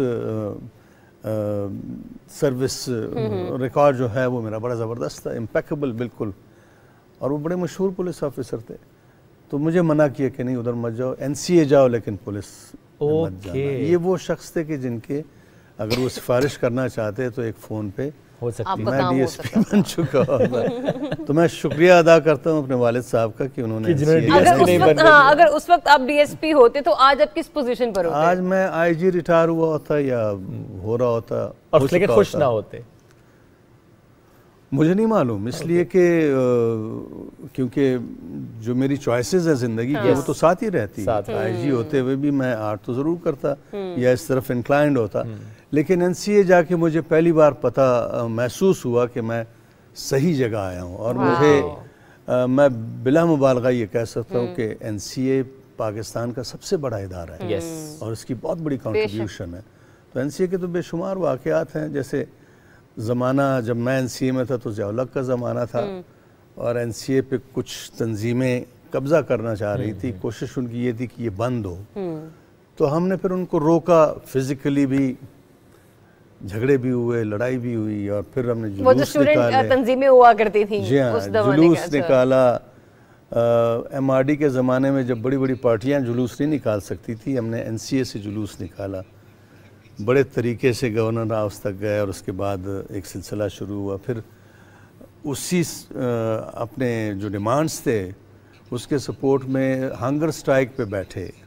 2 दिन मैं हंगर स्ट्राइक पे बैठा रहा दूसरे लड़कों के साथ। फिर हमें दूसरे दिन शाम को उठा के पुरानी अनारकली थाने में बंद किया और समझाते रहे, डराते रहे। हम नहीं समझ रहे थे तो रात के कोई 12 बजे के बाद बख्तरबंद गाड़ी में डाल के ले गए। वो गाड़ी चलती रही। कोई घंटे डेढ़ बाद किसी जगह रुकी और दरवाजे खुले, राइफलें लोड हुई। परेशान हम 4 बैठे थे लड़के उसमें, स्टूडेंट्स। तो पुलिस वालों ने उतर के करख्त आवाज़ों में काशन दिया कि सब उतरो, लाइन बनाओ। हमने लाइन बनाई, अटेंशन हो गए। फिर कहते राइट टर्न हो गए। तो कहते वो दूर एक गाड़ी खड़ी है आर्मी की, क्विक मार्च। किसी ने मुड़ के देखा तो फिर वो जैसे ड्रामों में होता है राइफलें लोड की। हम डरते डरते रवाना हुए। अभी आधा रास्ता भी नहीं तय किया था, पुलिस वाले मुड़े और हंसते हुए चले गए। अब समझ नहीं आ रही थी क्यों हंस रहे हैं। करीब पहुंचे डरते डरते तो वो एक अबैंडन्ड ट्रक था आर्मी का, उसके टायर भी नहीं थे। तो अपने ऊपर सबको हंसी आई और फिर जिस तरफ पुलिस वाली गाड़ी आप लोग निकली थी उसी तरफ हम चलते चलते कोई आधे पौने घंटे बाद सड़क पे आए। ये जगह बाद में हमें पता चला कि ये कसूर रोड पे कोई जंगल है। तो जंगल में हमें छोड़ आए थे वो। वाओ। तो किसी तरह लाहौर पहुंचे तो पता चला कि कॉलेज बंद हो गया और हॉस्टल वालों को निकाल दिया। हॉस्टल वाले सारे YMCA में। सही। हम वहाँ गए और हमने कहा कि जी हॉस्टल कॉलेज तो हम बंद नहीं होने देंगे। हमने क्लासेस ज़ू में लगाना शुरू कर दी, ऐलान कर दिया कि ज़ू में क्लासेस होंगी और बाकायदा चिड़ियाघर में हमने 8 क्लासेस शुरू की। न सिर्फ NCA के लोग स्टूडेंट थे बल्कि पंजाब यूनिवर्सिटी फाइनेंस डिपार्टमेंट के भी लोग हमारे साथ मिलके। और चिड़ियाघर ना, लाहौर चिड़ियाघर थोड़ा सा करीब ही पड़ता था। जी हाँ, अभी भी ऐसे ही है। जी। तो इस तरह से वो हमारा एक सिलसिला चलता रहा। NCA को इवेंचुअली हमने बचाया। सही। उस ऑनस्लॉट से, उस हमले से, वरना पता नहीं NCA के साथ। अच्छा, अभी आपके बारे में ये कमेंट है, अभी हमारे पेन प्रोड्यूसर भी मैं बता रही हैं कि बहुत सारे लोग ऐसे हैं जो कि आपके साथ सेल्फीज लेना चाहते हैं, ठीक है ना। तो जब आप अपनी जवानी में बतौर एक्टर आपको बहुत ज्यादा पजीराई मिली, उस वक्त खवातीन की तरफ से कैसे रिस्पॉन्स आता सेल्फीज का दौर तो नहीं था। तो क्या था? मैं समझता हूँ कि मैं ब्लेस्ड रहा हूँ शुरू से। इसलिए नहीं कि मुझ में कोई बहुत बड़ा फनकार छुपा हुआ था या सलाहियत थी, लेकिन जितना मैं करने के काबिल था उससे कई गुना ज़्यादा मुझे सताइश मिली और मैंने हमेशा इस चीज़ को बड़े हम्बल अंदाज से एक्सेप्ट किया। मैं बल्कि एम्बैरेस्ड फील होता था, करता था जब लोग तस्वीर खिंचवाते थे या ऑटोग्राफ वगैरह लेते थे मुझसे। अब तक मेरी हालत वही है। मतलब अभी तक शाय है? कोई खातून अगर सेल्फी के लिए आए तो शाय है? अजीब लगता है। मैं फ्रैंकली मैं नहीं समझता हूँ कि मैं कोई इस कैलिबर का बंदा हूँ। अच्छा, ये जो ऑटोग्राफ देने का रिवाज होता था और अभी भी है, آپ کہتے تھے نا کبھی کوئی اچھا اب ہمارے بارے میں کچھ لکھ دیں, آپ نے کبھی سوچا کیا لکھوں میں تو ان کو جانتا بھی نہیں ہوں, تو پھر آپ سے سگنیچر کیا کرتے تھے ڈیٹ کے ساتھ؟ میں آسان بیسٹ وشز لکھ لیتا تھا, آسان سب کے لیے ایک جیسی. عام طور پہ تو سگنیچر ہی کافی ہوتا تھا, لیکن بیسٹ وشز وغیرہ یا اردو میں یا پشتو میں کوئی نہ کوئی ایک پیپرز پر ہی سگنیچر کیے, کبھی رومال, ٹیشو, رومال بھی آیا, ہاتھوں پہ, پیسوں پہ. اب اپنے وہاں پہ اگر بریک لگائیے پیسوں پہ. Okay nice. اچھا اس میں جمال صاحب یہ بھی بتائیے گا کہ یہ تو ہم نے ذکر کیا نا کہ آپ پیسوں پہ بھی سگنیچرز کیا کرتے تھے اور یہ سب چیزیں چلتی رہتی تھی, لیکن موسٹلی جب آپ نے موویز کی طرف بھی, اب ہم لوگ دیکھ رہے بھی, ہم لوگوں ابھی ڈسکشن بھی کر رہے تھے کہ اپ کمنگ پروجیکٹس آپ کے کیا ہیں, تو وہ جو تھوڑی سی ہلکی پھلکی آپ نے ہمارے ساتھ اپنے آنے والے اپ کمنگ پروجیکٹس کے حوالے سے ڈسکشن کی ہے, ذرا ہمارے ویورز کو بھی بتائیں کہ اب وہ آپ کو کہاں پر کس کردار میں دیکھ سکیں گے. میں اس وقت تو ایک بلکہ 2-3 سالوں سے میں ایک فلم پہ کام کر رہا ہوں. یہ فلم ہے, اس کا نام ہے کٹ.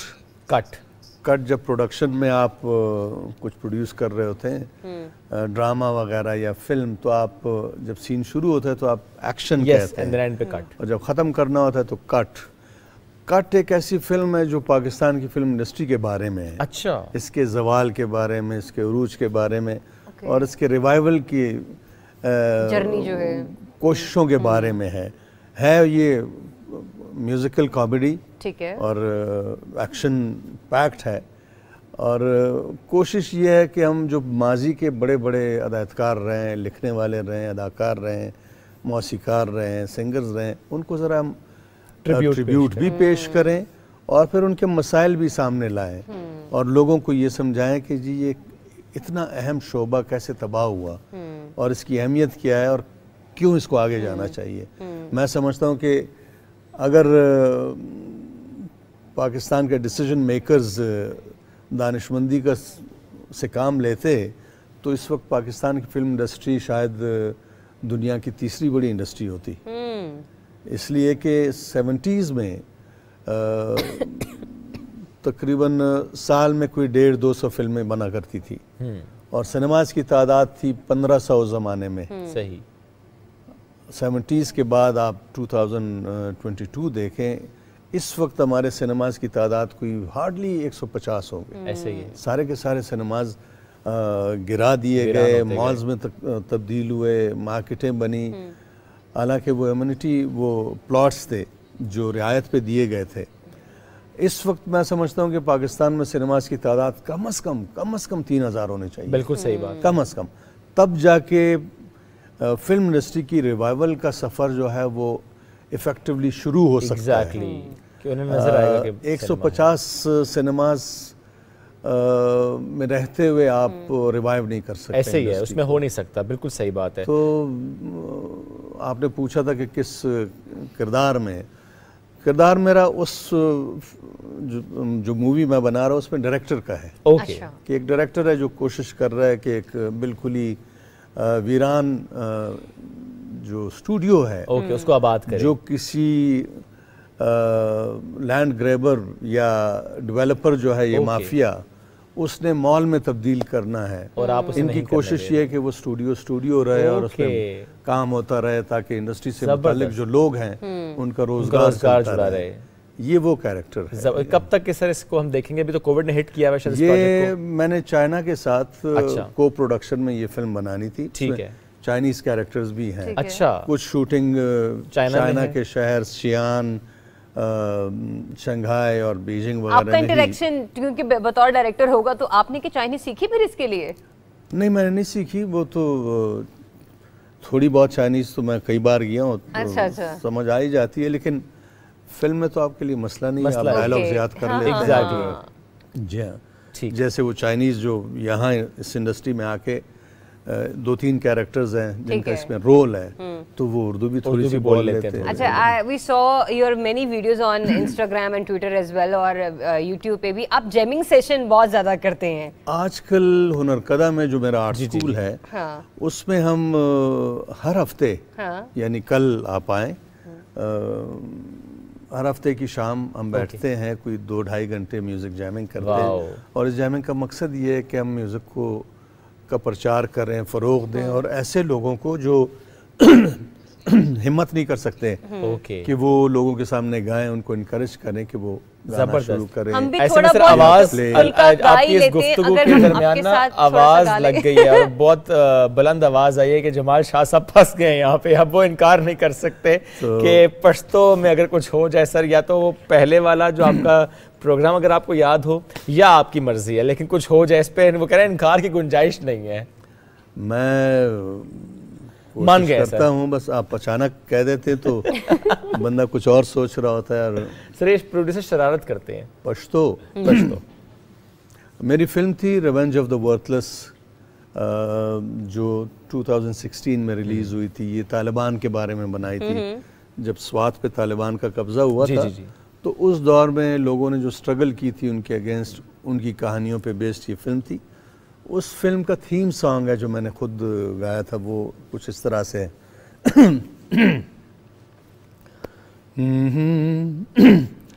माख पल तुरखड़ा दौरोर पजड़ की माता खुदाया